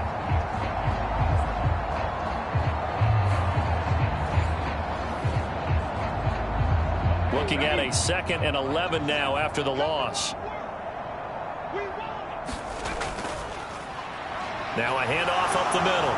It's Porter, and this will be stopped at the 44. That one good for 7 yards. This will be the 8th play of the drive here. 3rd and 4. He'll look to throw. Work in the middle of the field, and he's got a man complete. And they're going to have another first down as the tackle's made at the Panthers' 32-yard line. It'll go as a gain of 11 and a Charger first. And if anyone thinks they're just going to tuck their horns in and pull back off the throttle a little bit, you can forget it. Even with this big third-quarter lead, I think this team's going to continue to take their shots downfield, and there's another completion. So 1st and 10, and if they score on this drive, might have to start digging in our second-half blowout material. Straight ahead, it's Spiller. Big Christian Barmore was there on the tackle. Looks to me like maybe there's a little attrition setting in with this drive, because when you see that type of a run, I get the feeling the defense gets a little bit tired. And that's the last thing they need, especially when they look up at the scoreboard. 2nd and 5. Out of the gun, they'll look to throw. Throw left side, complete to Tony. And he'll be out of bounds as he gets this down to about the 21 or 22. Now on first down, he'll drop to throw it. That's going to go as a loss of 2, and it'll be 2nd down.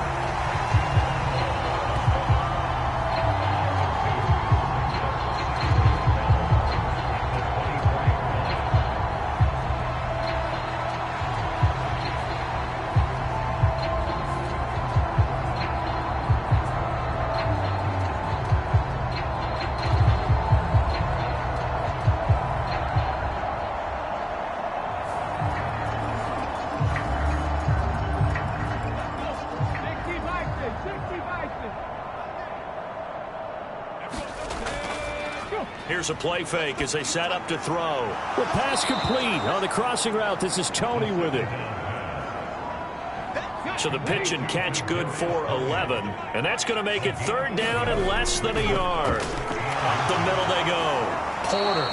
And he's got the first down as he gets it to the 8. A gain of 4 that time as the drive continues. I always appreciate runners who understand situations. That was just 3rd and inches. No reason to dance around in the backfield and try and break off a bigger play. Just go pick up the first down, and that's exactly what he did.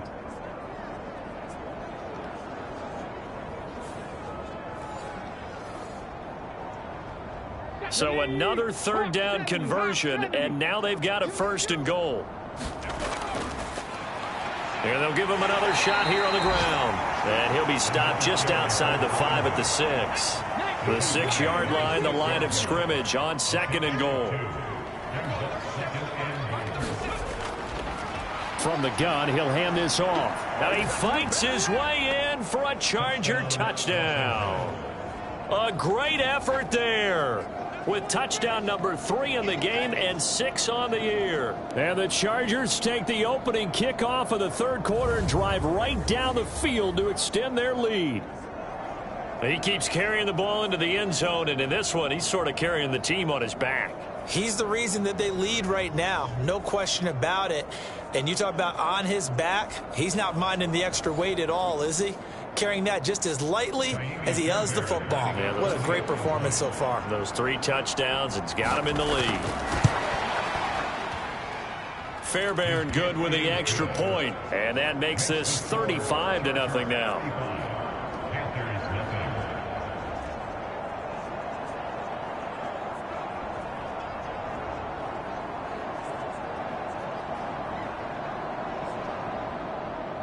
So after the touchdown, here's Fairbairn now to kick it away. From a yard or two deep, here comes a return. And he'll be brought down at the 28-yard line, so the decision to bring it out of the end zone gets him 3 more. The Panthers offense now, they head back on the field for their first possession of the second half.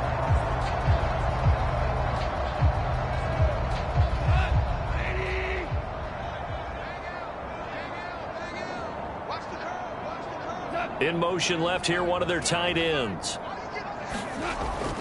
It'll be Sanders to begin the drive. Trying to run inside, but nothing there.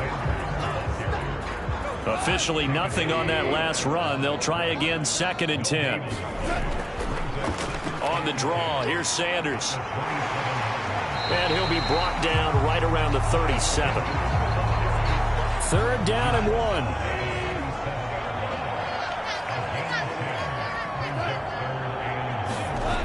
Now Goff.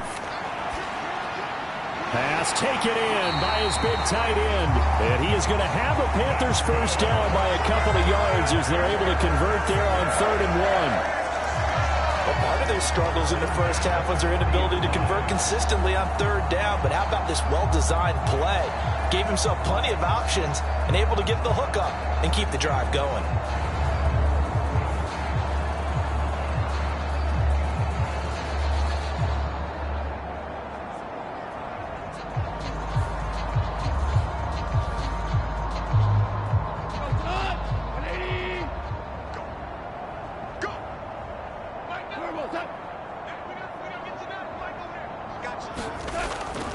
On 1st and 10, it's Sanders. And slow going there as he'll only get a yard, maybe, up to the 41. And we're at the 41, 2nd and 9.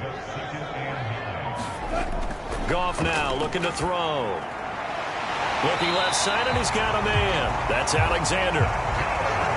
Still in search of their first touchdown of the game, but they're on the move. 1st and 10. They'll run with Sanders up the middle. 5 yards on the carry. Good pickup on 1st down. Now 2nd and 5. Back to the ground, this time Montgomery.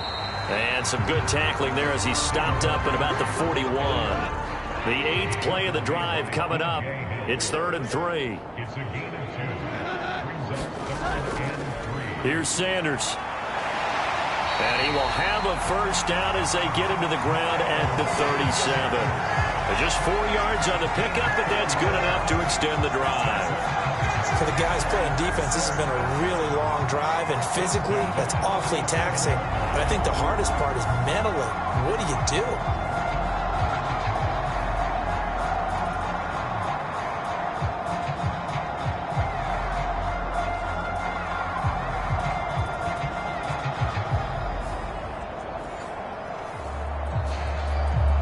Under a minute to go in this 3rd quarter as they come up 1st and 10.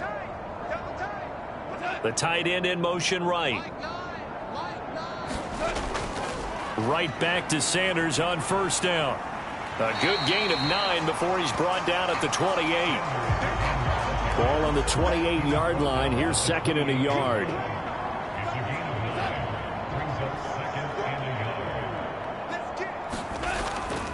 They'll try the middle with Montgomery. That'll be a loss of a yard, and it leads to a 3rd down.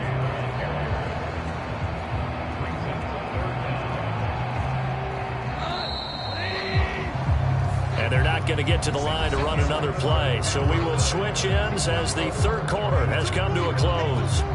We'll return with more after this. This is the NFL, and it's on EA Sports.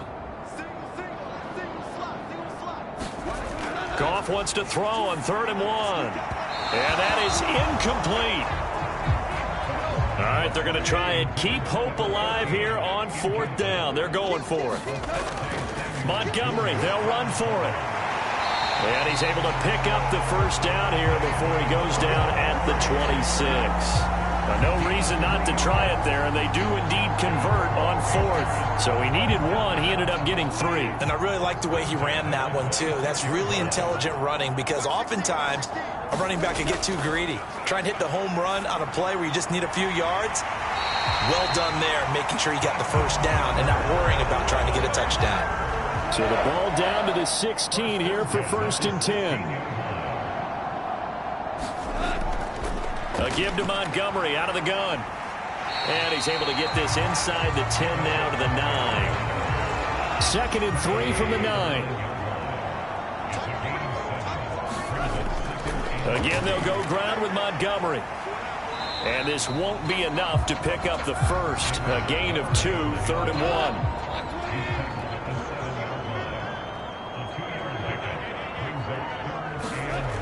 1. Here's Goff. Nothing open downfield, so he'll throw it away. That incompletion is not a surprise with the way that this one has gone, and the frustration of body language is evident everywhere. This team, they've really been put through the ringer in this one.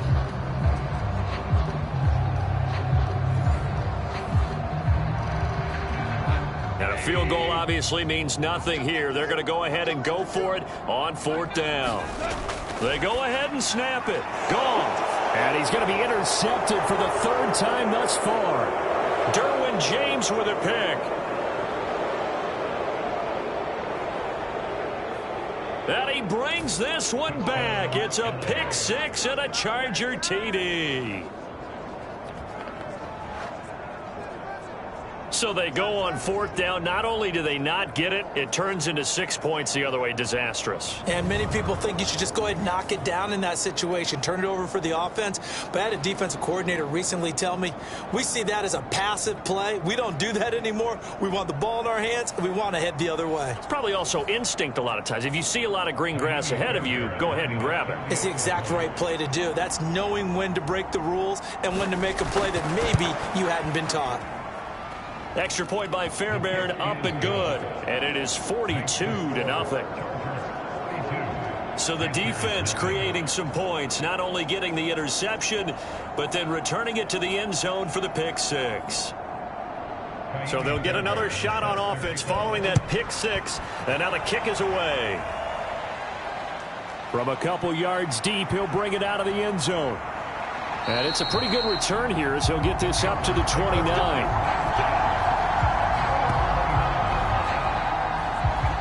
Carolina getting set to take the field. It's been a tough go for them. It's still without any points here in the 4th quarter. And a big deficit, Charles. But they moved the football on some drives. They just haven't had any points. Yeah, and I know in their minds they're thinking the game plan has actually been working. We just haven't scored points. Well, isn't that the bottom line, partner? To put points on the board. So if you're moving it and you're not scoring, is it really working?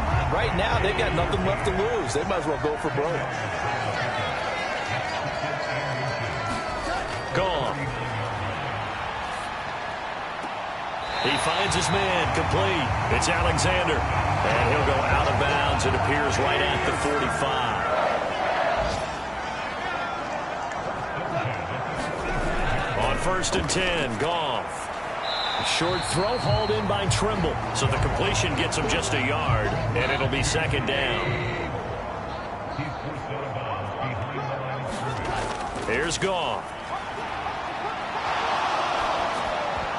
And this one almost intercepted. Far too loose with the football. Nearly a 4th pick of the ball game. Goff now looks to throw. Batted by the linebacker, but still adjusts and makes a catch. And that gain of 9 buys them a new set of downs. Well, sure looked pretty coming off of his hand, but sometimes you might have to take a little bit off of it. That one looked a little too hot to handle. Yeah, but off the tip, hey, they still got the catch, right? It's amazing, isn't it? Even when it goes wrong, it turns out right.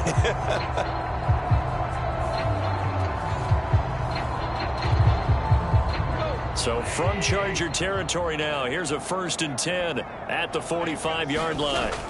A shotgun snap for Goff.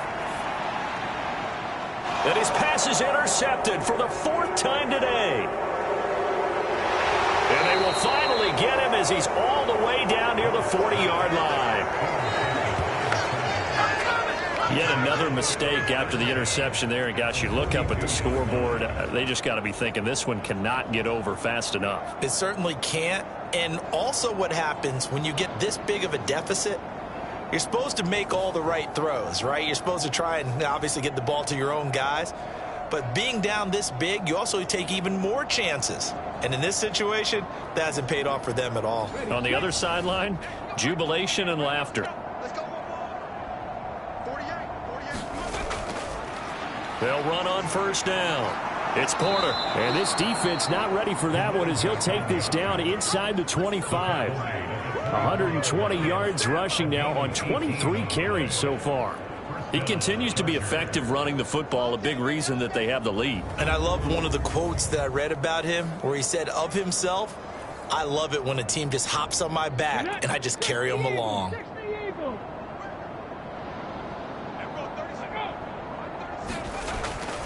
Running game working. They'll stick with it on first down. And he'll power ahead, but only for about 3 yards. Second down coming up.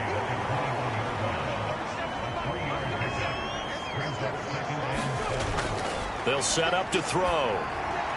He'll connect on the out route with Ingram. And a couple of yards as they move it from the 21 to the 19. The Chargers on third down. They haven't been stopped yet. A perfect 7 for 7. This will be 3rd and 5. He's going to try and take off with it. And he'll get this down only to the 18. The keeper nets him only a yard, and that's going to bring up 4th. Anytime you decide to use your quarterback as a runner, most of the time when you design a play, you're expected to break a little bit bigger than this one because when you run him on short gains, your risk-reward and him taking hits, I'm not sure that's the payoff they were looking for. Now Kaimi Fairbairn for the field goal try. This one from 35 yards away. And he'll try and throw here on the fake. And this one will not work out. It is incomplete. They pass up the 3, fake it. It doesn't work. And the Panthers will get the football back. And sometimes pride wins, doesn't it? Because, yes, they're getting steamrolled here right now. They're down big, and they're going to try a fake field goal against them. Yeah, I'm not supposed to root, but good for them for stopping that one and showing that they haven't given up on this game. Yeah, I just can't believe, though, that they tried the fake with this wide of a margin up that big. But like you said, kudos to the D. Yeah, if the blood wasn't bad before. Hit as he throws, and the ball is out. It's a live football.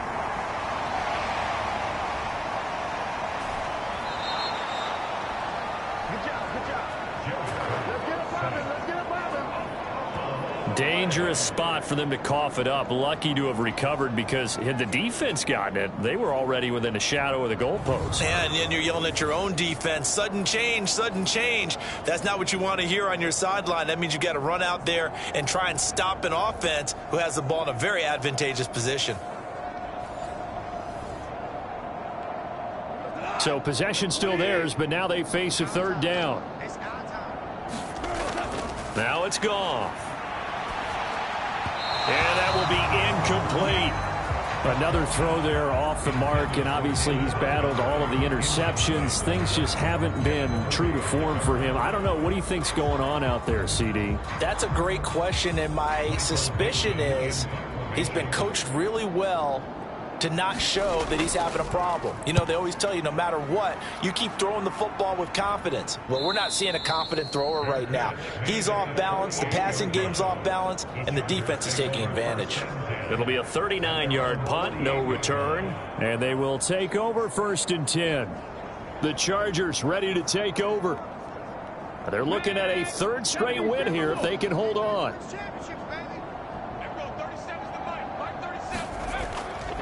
They'll start on the ground here on first down. And he'll take this ahead for about 4. 2nd down coming up.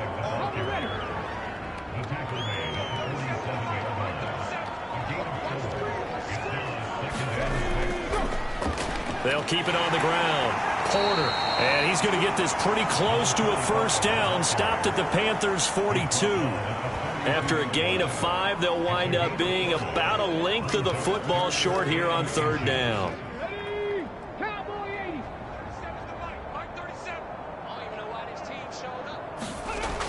They'll look to throw.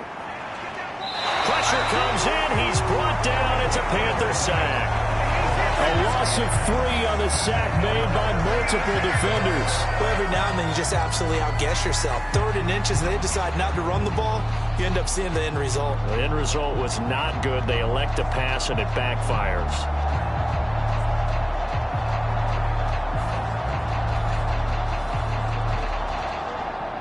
So look at this. Here's the field goal unit coming out.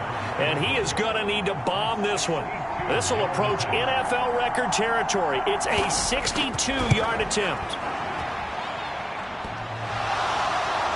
And this is off the left upright. And it comes back. It's no good. But that shouldn't matter a great deal as they still lead by a bundle here.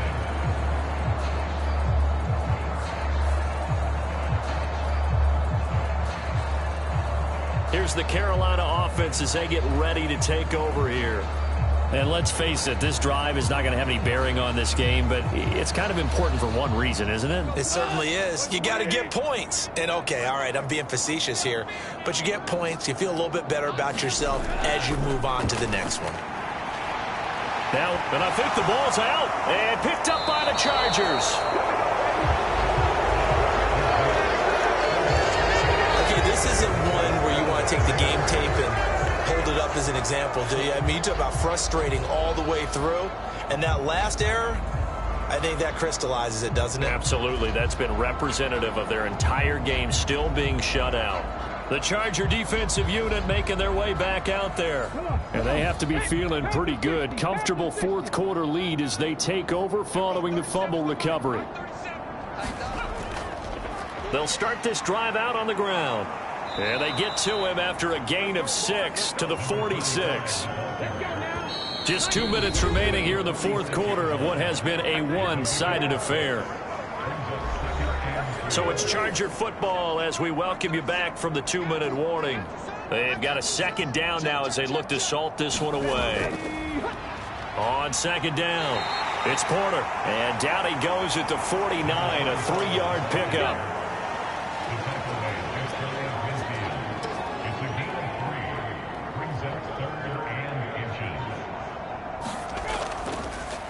On third down, Porter, and able to pick up the first across midfield to the 47. 4 yards on the pickup, good enough to extend the drive. I've got an idea. Let's skip racing to the airport at the end of this game. Let's go to the post-game press conference. I have a feeling that the quarterback of this winning team is going to be giving a whole lot of credit to the running game and the offensive line. Yeah, I was just going to say the offensive line, yes, carrying the ball has been key, but those guys up front, they've made a lot of space.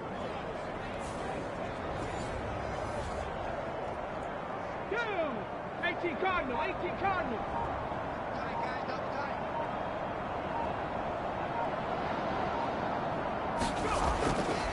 On first down, it's Porter, and a 5-yard gain gets him to the 42. Here's a 2nd and 5.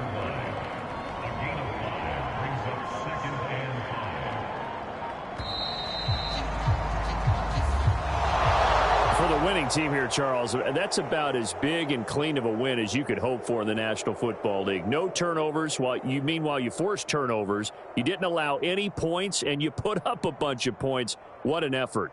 And, Brandon, I just have to ask you, that's all the stuff that we saw happen today. Those are statistics, numbers, the whole deal. But my question is, how does one team come ready to play, and the other one, obviously, not ready at all?